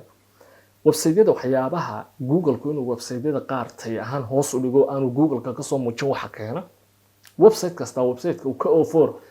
page-ka maran ama page-ka aan jirin website walba website-ka kaga badan yihiin Google website-kaas waa website-ka uu ka siin cid yahay inuu xaga sare ka soo muujiyo wuuna la soconaya website-ku bogaggaaga 404 ka aan jirin marka halkan waxa jira qaab loola socdo bogagga waxaad la soconaysaa plugin-kan ka caawinaya waa inaad la socotaa bogagga aan jirin ee website-kaaga kadib markaad ogaato bogagga waa in qofku boggii saxda ah ahayd inaad geysaa waa inaanu qofku bog 404 oo maran uun tagin ee boggii markuu linki khaldan ku dhufto halkii bog 404 la geyn lahaa waa in laga wareejiyaa oo bog sax la geeyaa hadday tahay boggii uu ku socday haddii boggii uu ku socdaa aanu jirinna waa inaad bogaad ugu tala gashay aad geysaa marka qaab loola socdo baa jiro mode marka simple bayn dooranaynaa halkan waxa weeye waa inta xoog mar walba la kaydinayo bogagga 404 ka ee website-kaaga marka 100 baad dooranaysaa haddii website-kaagu iska dhexdhexaadiyay haddii website weyn aad leedahay se kor baad u qaadaysaa tirada 500 iyo 1000 baad ka dhigi karaysaa halkan waxa weeye bogagga qaar haddaad rabto 404 ka in laga saaro liska la kaydinayo ee log abaad dooranaysaa marka waxba ka bedeli maysid qaybtan waxa weeye ignore query parameters qaybta parameterska marka iyaduna waxba ka bedeli maysid save changes baad oranaysaa ugu dambeyn waxaan tagaynaa saaxiibayaal qaybta analyticska hadda xasuustaan markii Google hadda Google services aan dooray Google Analytics-ka website-keena waynu ku xidhnay Google Analytics iyo Google Search Console ba marka waka Search Console waka inoo soo saaray in website-keenu ku xidhan yahay xogteedana uu ina siinayo haddana mar labaad baynu ku xidhnay wanagan aragnaa muxuu ahaa tan marka mar labaadna inaan ku xidhno halkan aan geliyey pluginkana waa uu ku xidhay waa halkan inooga muuqanaya website-keena linkigiisii Google Search Console inuu ku xidhay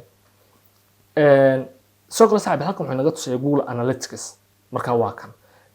Google Analytics property buu inoo sheegayaa marka wuxuu ina leeyahay Google Analytics code-ka website-kaaga ku install gareeyo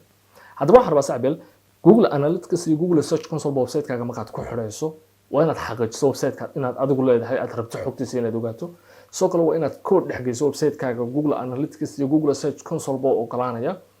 Google Analytics aan idhaahdo u ogolaanaya inay ogaato website-kaaga dadka soo booqanaya telefoonada isticmaalaya waxyaabaha marka code baa website-ka lagu install garaya code-ka dhowr plugin baa ku shuba website-ka plugin-ka ugu caansan waxa loo yaqaanaa SiteKit oo haddana website-ka inaan Soomaali tag galo qaybta wax laga maamulayo plugin-kaas waa plugin ay shirkadda Google leedahay oo Google AdSense iyo Google Analytics iyo Google Search Console saddexda website-ka ku xidha marka waa halkan inoo yaala aan halkan ka helo SiteKit haddii plugin-kaas website-kaaga ku jiro waka haddii plugin-kaas website-kaaga ku jiro plugin-kaas kuugu xidhaya haddii se plugin-kaas SiteKit aanad isticmaalin plugin-kan rankimaad code igu shub website-ka waad odhan kartaa marka hadda xogta analytics-ka website-kayga kasoo muuqanaysa website-kayga visitors-kiisa kuna taariikhda waa halkan maalin walba dadka soo booqanaya inoo sheegaya 78 maalin walba total intuu kasoo muuqanayo marka waa plugin isagana Google ay leedahay Google Search Console Google Analytics iyo Google AdSense saddexdoodaba dashboard website-kaaga ka tusaya haddaan kan isticmaalaynin oo aad rankimaad isticmaalayso rankimaad igu install garay waad oranaysaa halkaas markaa saxaysaa inuu code analytics-ka kuugu shubo website-kaaga dadna wuxuu ku weydiinayaa xogaha halkan dadna intaa midna ma furaysid haddii AdSense aad leedahayna waa uu kugu xidhaya wakaa inaga markaa AdSense inooguma xidhna dan halkan analytics database baa inagu qoran 9 marka waxba ka bedeli maysid halkan waxa weeye CEO-ga performance-giisa la soco marka halkan waan saxayna iyadana Google xogtiisu ku tusaya qaybta wuxuu halkan inaga tusaya enable to show analytics status for integers after admin qaybta waxa weeye marka qofka website-ka maamulkiisa ay qaybta hore jooga bal haddaan halkan tago mental life ama Soomaali tagba website walba marka tagto oo WordPress haddaad website-ka qaybta dambe dashboard-ka ku jirto dadna adoo qaybta dashboard-ka ku jira aad qaybta hore website-ka tagto halkan waxa laga tusayaa panelkan waxa weeye xaysiis baa meesha ka muuqanaya iska xidha panelkan waxa weeye panel muujinayna qofkii admin-ka ahaa tahay dadna qofka page-ka hore aad joogto marka wuxuu leeyahay qaybtan hore ha kaa tuso xogta rankimaadka marka waan deenaya ugu dambeyn qaybtaasaan furaya ugu dambeysa oo ah reports qaybtan waa very important waxa weeye 30 cisho waxa lagu soo diraya fariin email oo ah website-kaaga xogtiisa qaybta CEO-ga yani sidoo ahaa dadka soo booqanaya waxyaabaha marka waad furanaysaa halkan waxa lagu leeyahay email-ka aad rabto in xogta lagu soo diro geli marka waxaan gelinayaa email-kii uu leeyahay Ibrahim amaba shakhsigan website-kan u sameynay marka waa tan waan furayaa dadna save changes baan odhanaya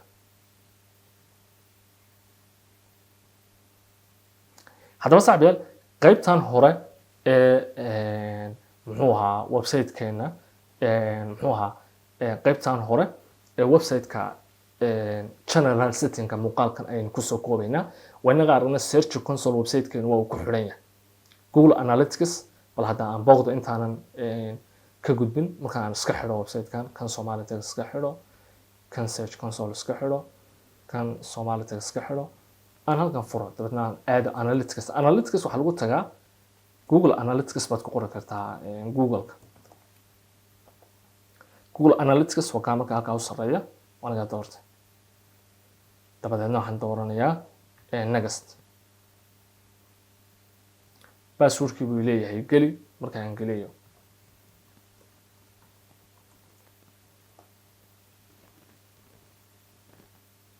marka waxaan weydiinayaa aan iska idhaahdo not now dadna aan hore ugu socdo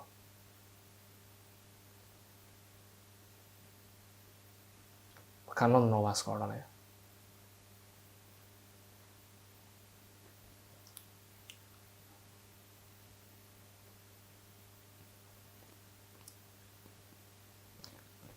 saaxiib waxa laynagu leeyahay ku soo dhawow Google Analytics marka start mission baan odhanaynaa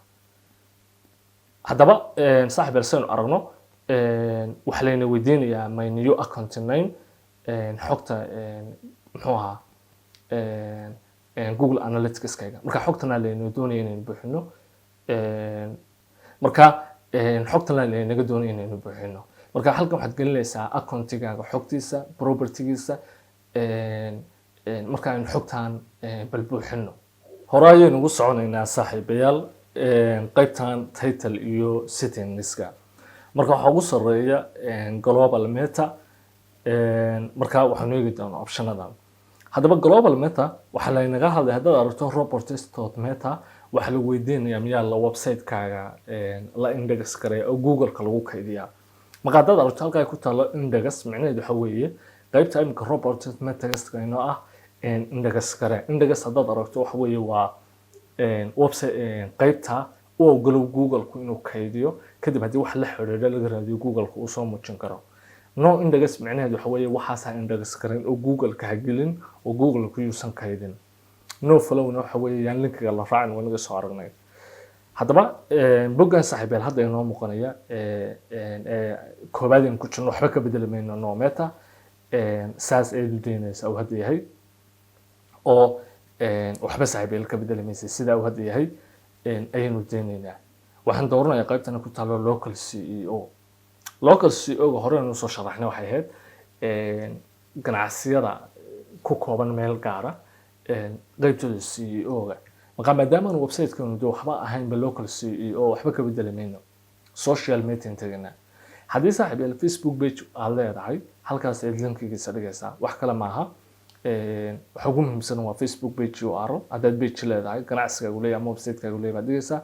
halkan ku taalo Facebook authorship waxaad dhigaysaa haddaad profile leedahay Facebook account haddaad leedahay baa ka dhigaysaa inta qaadhay muhiim ah homepage kan tagana page kan homepage ka saaxiibayaal waa bogga website-ka homepage-ka si wax looga bedelayo marka page-ka homepage-ka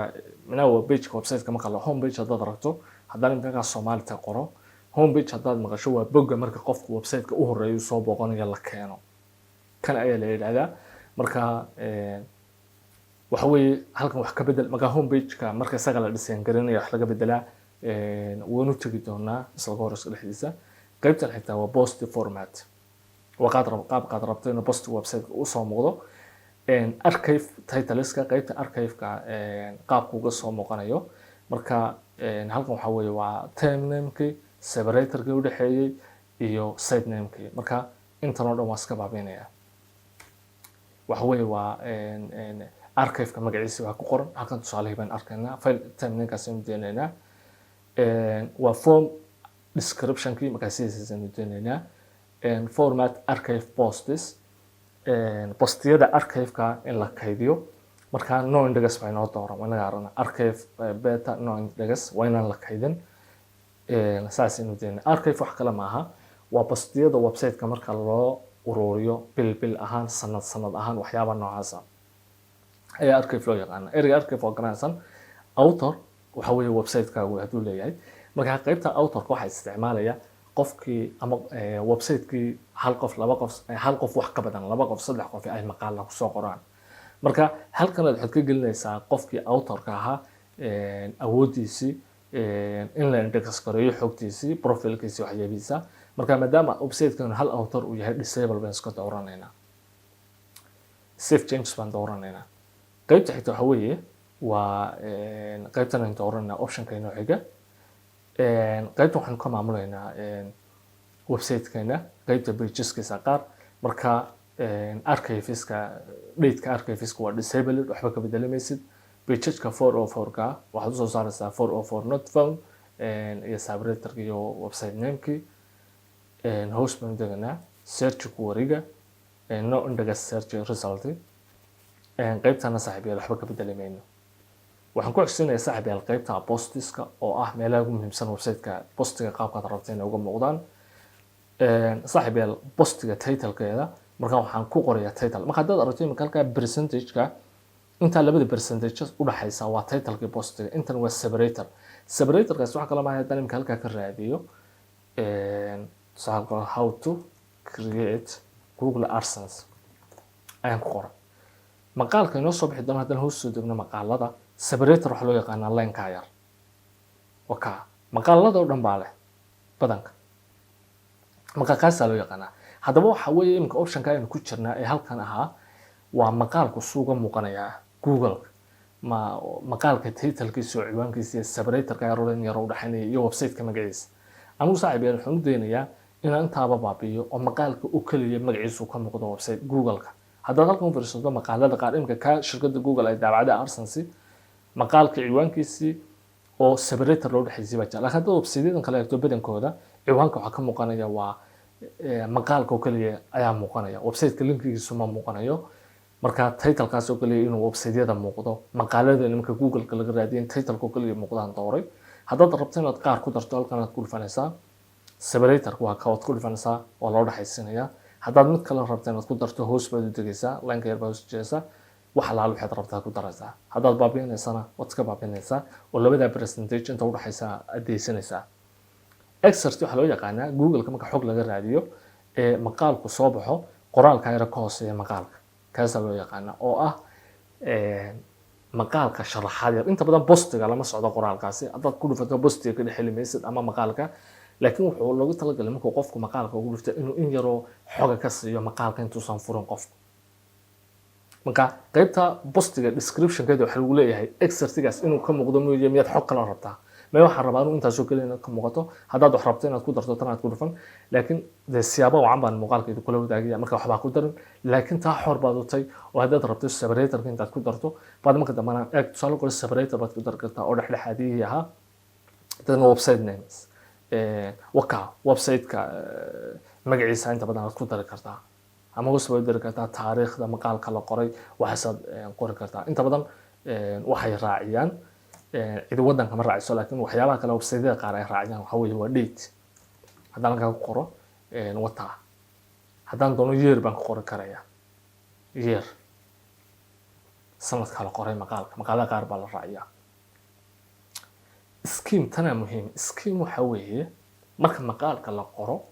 google-ku naqshada maqaalka ma wuxuu usoo bandhigaa sida maqaal mise sidii ayuu usoo bandhigaa wax kale marka haddaad ku dhufato article baa ku jira chorus baa ku jira maqaaladaada qaabka google-ka aad rabto inuu soo bandhiga baa muhiima marka haddii maqaaladaadu articles yihiin wax fiican inaad article-ka u deedo headline-ka ciwaanka CEO title-ka u daa description-ka CEO description article tape blog post ama article labadaba waad u deyn kartaa laakiin anigu article baan doorayaa auto detective video waad deynaysaa auto generate video ma dooraysid post robots meta waad dooranaysaa dadna index haddaad aragto post robots meta waxa weeye waa qaybta laga maamulayo maqaalka in la kaydiyo waxa marka waad furaysaa index baad dooranaysaa sababtoo ah blog post-yadeen ku jirnaa hoos baan u degayaa slack waxba ka bedeli maayo rc oo control waxba ka bedeli maayo safe baan odhanayaa hoos baan u degayaa saaxiibayaal pageskan dooranayaa pageska markaan doorto isla sidii weeye pageka magacooda anigu pageka oo kaliya waan iska baabinayaa magaca pageka oo kaliya soo baxo exertiga waa lamid pageka qaabka loo soo bandhigayaa maadaama websiteka website maqaale lagu qorayo article ha loo soo bandhigo waayo waxa ugu badan laga akhrin doonaa waa article CEO haddii websiteka wax laga baranayo course baad dooran haddii qaybta scheme-ka haddii websiteka wax lagu iibinayo waxaad dooranaysaa product wataa inuu soo bandhigo software haddaad muuqaal websiteka laga daawanayo muuqaal marka hadba wax iibiyay baad dooran description-ka waxba ka bedeli maysid article tape-ka article baad u deynaysaa page robots metataaga index baan dooranayna oo furaynaa taa waxba ka bedeli mayno hoos baan isaga degaynaa safe baan odhanaa saaxiibayaal hoos baan markaa u degaynaa attachment-yada dooranaynaa attachment-yada halkan lagama configure garaynayo waxaan ku configure garaynaa qaybtan hore usoo aragnay aynu lahayn markaan joognay general setting-ka marka linkiga lagu dhufto website-ka ha keento waxba ka bedeli mayno landing page-kaas tegaynaa landing page-ka saaxiibayaal waxba ka bedeli mayno qaybta ay ku taalo robots meta tag waxa aan dooranayaa no index kaan eego wata no index baan dooranaya sababta bogaga landing page-ka indexkooda waxa ma sheegayo waxbaad ka bedelaysaa global template-ka ayadana single marka waxaan doonayaa inaan title page title-ka kaliya aan deenaya iska baabiinaya single excerpt scheme waxba ka bedelamay taasaan deenaya qaybta saaxiibayaal aynu eegno autodictate waxba ka bedelmayno saas uma doonaysaa metadata-dana no index baan dooranayna qaybtan template-ka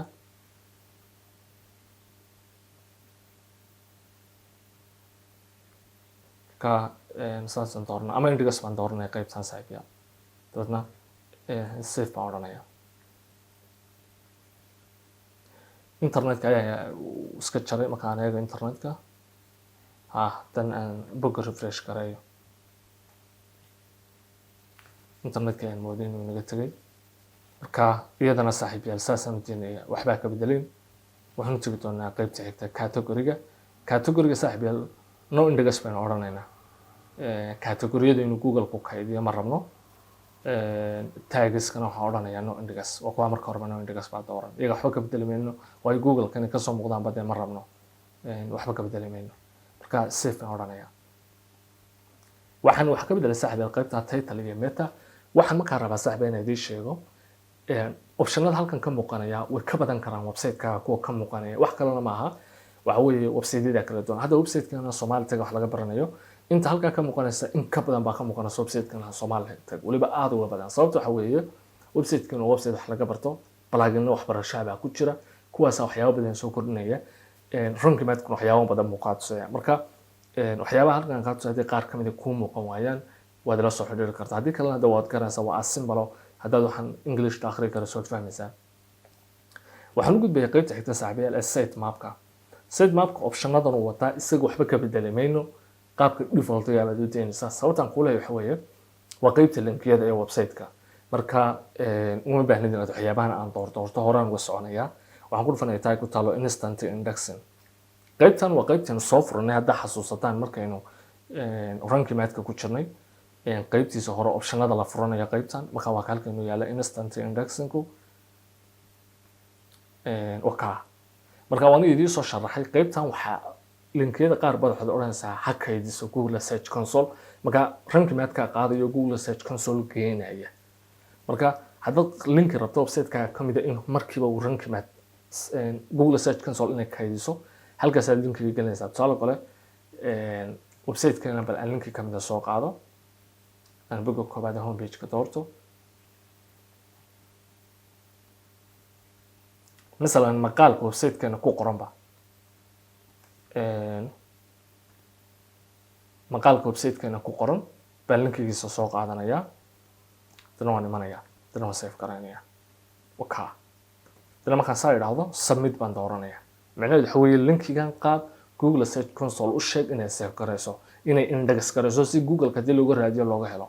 marka waka failure buu leeyahay balaanaga sababta u diidayo waka submit linkiga waa la qaadayaa waa la dhigayaa halkan setting ayaad ku arkaysaa waxba ka bedelmaysa qaybtan waa qaybta iskaga xirmayeen rankimaadii Google Search Console iyo waxyaabahaasi halkan history-guna waa linkiyadii la save gareynayo website-ka howl usman degana scheme template-kaas intagana saaxiibayaal galif baan odhanayaa scheme template-kani waa qaybtii templateska marka iyadana waxba sidaas kaga tagaysaa 404 monitor qaybtana inoo muhiima qaybtan saaxiibayaal waa qaybta website-kaaga san horena usoo sharaxay linkiyada broken-ka aan shaqeynay tusaale linkiga broken-ka maxaan uga jeedaa hadduu qof Soomaali tag soo booqdo dadna intuu slash yiraahdo wax iska taataabta ka hor uu linkiga tago macnaha meesha linkiga khaldan baan geliyay sababta Soomaali tag soo rorto ma xaqalay waatan waxa la soo saarayaa page-ka aad doonaysaa ma jiro anaa qoraalkan qoray laakiin page-kan maxaa la yiraahdaa halka halka u fiirsato 404 page not found page-kan ma jiro marka anaa qoraalkan bedelay laakiin qoraalkaas ahayd inuu halkan ku soo qormo anaa kan bedelay maadaama asxaabta website-kan ay wax ka baratay Soomaali yihiin af Soomaaligana ay fahmayaan marka saasan saaxiibayaal qoraalkan halkan aan u soo geliyay marka saaxiibayaal intaas weeye intuu sheegay marka hadduu qofku linkiyo hadii jiraan uu qofku website-kan soo booqanayo dooranayo oo aan shaqeynaynin ama linkiyo wax iska bedeleen baa 404 la yidhahda marka mar kastoo qofi bug 404 tago ayuu wuxuu samaynayaa website-ku aan qaybta inaga xidho ayuu wuxuu samaynayaa website-ku inuu halkaas soo dhigo qaybta 404 monitorka linkiga qofku aaday ee 404 ka soo saaray so waxaad samaynaysaa linkiga haddaad aragto uu qofku aadaya haddaad fahanto markaad aragto qofku linkigu aaday meesha u socday haddaad fahmi karayso waxaad oranaysaa maanta kadib qofka linkiga yimaada markuu halkaa aado waxaad u jihaysaa halkaagii halkaa 404 u soo saar lahayd hadda intaanu ku jirnay waxaad aragtaa halkaa linkiga 404 ka baa lagu dhuftay haddaan imika refresh gareeyo linkigan hadda aadayna waa lagu soo darayaa kuma uusan soo darin laakiin saaxiibayaal on time baa sida caadiga loogu soo daraa haddaan refresh gareeyo linkeedu ka soo muuqdaan marka waynaga arkaynaa haddaba waxaad samaynaysaa saaxiibayaal si aan imika halkan inoo tuso bal website-keena aan aado waayo hadda linkiga halkan ka muuqanaya wax dee meeshuu ka socday meel uu socday aynu garanno maaha kanoo kale delete baad iska odhan kartaa halkan waxaa lagaa tusayaa inta jeere qof linkiga ku dhuftay iyo taariikhdii marka website-keena Somalitech baan tegayaa dadna waxaan aadayaa qaybta rankimaad 404ka saan idiin tusiyo linkiyo caadiya oo qof inta ku dhuftay meel qaldan geeyay website-keena linkiyadiisa 404ka markaan ku dhufto aan tago linki la fahmi karayo oo qofku meesha u socday aan garanayo qaar badan baa imika halkaa iga muuqanaya laakiin Photoshop course-ka waan ka saaray website-ka marka linkigaas dad baa aaday waka Android ka laakiin kaasaan fahmiyaan kaabal view aan raahdo halka view baan ku dhufanaya si page-ka qofku aaday leegeeyo waxa la soo saaraya 404 not found laakiin qofkaasi wuxuu u socday course-ka aynu bixino ee Android ka laakiin haddaan all courses-ka aan qaybta home-ka ku noqdo qofku wuxuu u socday hal jeer baa linkiga lagu dhuftay haddaad aragto marka qofku wuxuu u socday course-kan okay marka waxaan ku dhufanayaa course-ka linkigan soo qaadanaya soo koob karsanaya waxaan imanayaa 4kii dadna hal jeer baa lagu dhuftay halkaas aan ku dhufanaya ku taalo redirect waxa la soo saaraya page-kan dan waxa la keenaya 404 baan joogay redirection ka la keenaya dan waxaan samaynayaa halkan aan geenaya linkiga aan rabo qofka in la geeyo baan dooranaya waa halku ka yimi iyo halkan rabo in la geeyo halku ku socday marka kaas aan ku dhufanaya halkan waxa la doonayaa waxaad rabtaa in qofkaasi markastuu linkiga qof u dhufteen xagga la geeyo mise waqti kooban baad rabtaa in xagga la geeyo permanent baan dooranayaa maintenance code-kana waxaan dooranayaa sidaasaan u deenayaa waayo haddii content-iga la delete gareeyo iyo haddii content-iga sabab sharci meesha looga saaro baad labadan dooranaysaa haddaad wax delete gareysay taasaa doori haddii content-iga sababo sharciyeed looga saaray sida copyright iyo wax lamidana taasaa doori active baad ka dhigaysaa si qofku u shaqeeyo macnaha active waxa weeye maanta kadib qofka linkiga ku dhuftay halka hala geeyo deactivate haddaad tiraahidna yuusan shaqayn weeye ilaa aan u active ka dhigo marka update baan dooranaya hadda waxaa la samaynayaa redirection baa lagu soo daraya wataa qaybteeni maxaa lagu soo daray qofkii Android ku dhufta marka haddaan ku noqdo iminka qaybtan dadna aan doorto iminka view u fiirso maxaa la geenayaa Android ka laakiin buggy course-ka la keenaya marka qofkii course-ka baan xogta halkaas u ka helayaa qaabkaas maanta kadib qofka la wareejinaya marka 404 ka haddaan ku noqdo sidaas la mid ah waxaad samaynaysaa saaxiibayaal linkiyada halka ka muuqanaya mid walba kaada u aragto meesha ka imanaya baad keenaysaa marka haddaan website-keena ku noqdo saa weeye marka aad wada geyso ee linkiyada aad wada aragto clear log baa la yidhaahdaa si aad saga tirtirto markaa dee website-yada oo hadhow tolo muddo kadib haddana linkiyada la aad iyo aad u aragto redirection-kan tagina oo ahayd qaybta hore waa 404 kii aad redirect kanaysa qaybtana waa qaybtii la geenayay haddaba redirection-kan waxaad samayn kartaa xukumo jirta haddaan website-ka Somalitech tagno redirection waxaad samayn kartaa halkii aad marka hore aadi lahayd aad adigu linkiyada 404 ka qofka meel u jihanaysay waxa soo kale aad samaynaysaa dadka qaar baa linkiyo aad meel geynaysaa linkiyaad samaynaysaa aan jirinba waad oranaysaa marka qof linkiga ku dhuftay halka ha tago tusaale kale marka add new da saad oranaysaa dadna waxaad oranaysaa qofka halka ha tago marka tusaale kale haddaan idhaahdo https somalitech0.com/youtube hadduu qofka ku dhufto somalitech0.com/youtube hadduu qofku ku dhufto waxaad geysaa YouTube channel-keena baan oranaya macnaha waxa weeye link hadduu meel ku dhufto linki aan hadda jirinba website-keena hadduu qof doorto linkigaasoo laakiin YouTube u dambayso waxaad qofka geysaa YouTube channel-keena caadiga ah marka halkan waxaan gelinayaa YouTube channel-keena linkigiisa YouTube channel-keena linkigiisa waxa weeye youtube.com/somalitech0 intaa weeye markaan ku dhufto oo taa YouTube channel-keena leena keenayo marka waxaan soo qaadaya linkigii dadna waxaan imanayaa meeshii qaybtii redirectionka waa tan dadna halkan aan gelinayaa linkigii halkaas waxa weeye waa linkigii qofka ku dhufanayay kana waa halkii la geenayay waa permanent move inta idin sheegay active dadna aad baan odhanaya redirection waa lagu darayaa qaabkaas redirectionka aad adigu rabtana aad ugu daraysaa optionka inoo xigaynu baranayno waxaa loo yaqaanaa CEO analyzer page CEO analyzerkaas wuxuu taraa bogga home-ka maaragtay website-ka wani bogga home-ka website-ka kuu sheegay waa bogga qofka markuu website-ka imanayo koobaad u yimaado bogga home-kaaga CEO-giisa ama tayadiisa ba halkan lagaa tusaya marka maxaynu arnaa hadda bogga home-keena website-keena tayadiisu waa 74% marka wuxuu kuu sheegayaa intaa markuu inka ii sheego sababta percentage-ka 100% uu uga dhimayo halkan hoos uu igu sheegaya wana arana cilad waa taamidi waa taa marka way dheer tahay oo qaabka home page-kaaga loo cilad saarayo waa muhiim haddaba waxaan rabaa CEO analyzer-ka hadda idinku ma baranaysaan sababtoo ah de waxaan ka soo qaadayaa qofka home page-ka website-kiisa inuusan CEO-giisu kor u sarreyn marka hore waa inaan la wadaagaa sida home page-ka website-ka CEO-giisa kor u qaadaysaan dabadeedna ku soo noqdaa CEO analyzer-ka si aan u aragno tayada haddii marka wax ka dhinaadaan aan home-ka ugu noqono kor u qaadno tayadiisa option-kaas u dambeeya labadan option u dambeeya ma aha wax la baranayo waa qaybta helping-ka iyo plugin-ka resources-kiisa waxa marka wax loo baahan yahay haddaba saaxiib ila hadda dhammaan option-nadii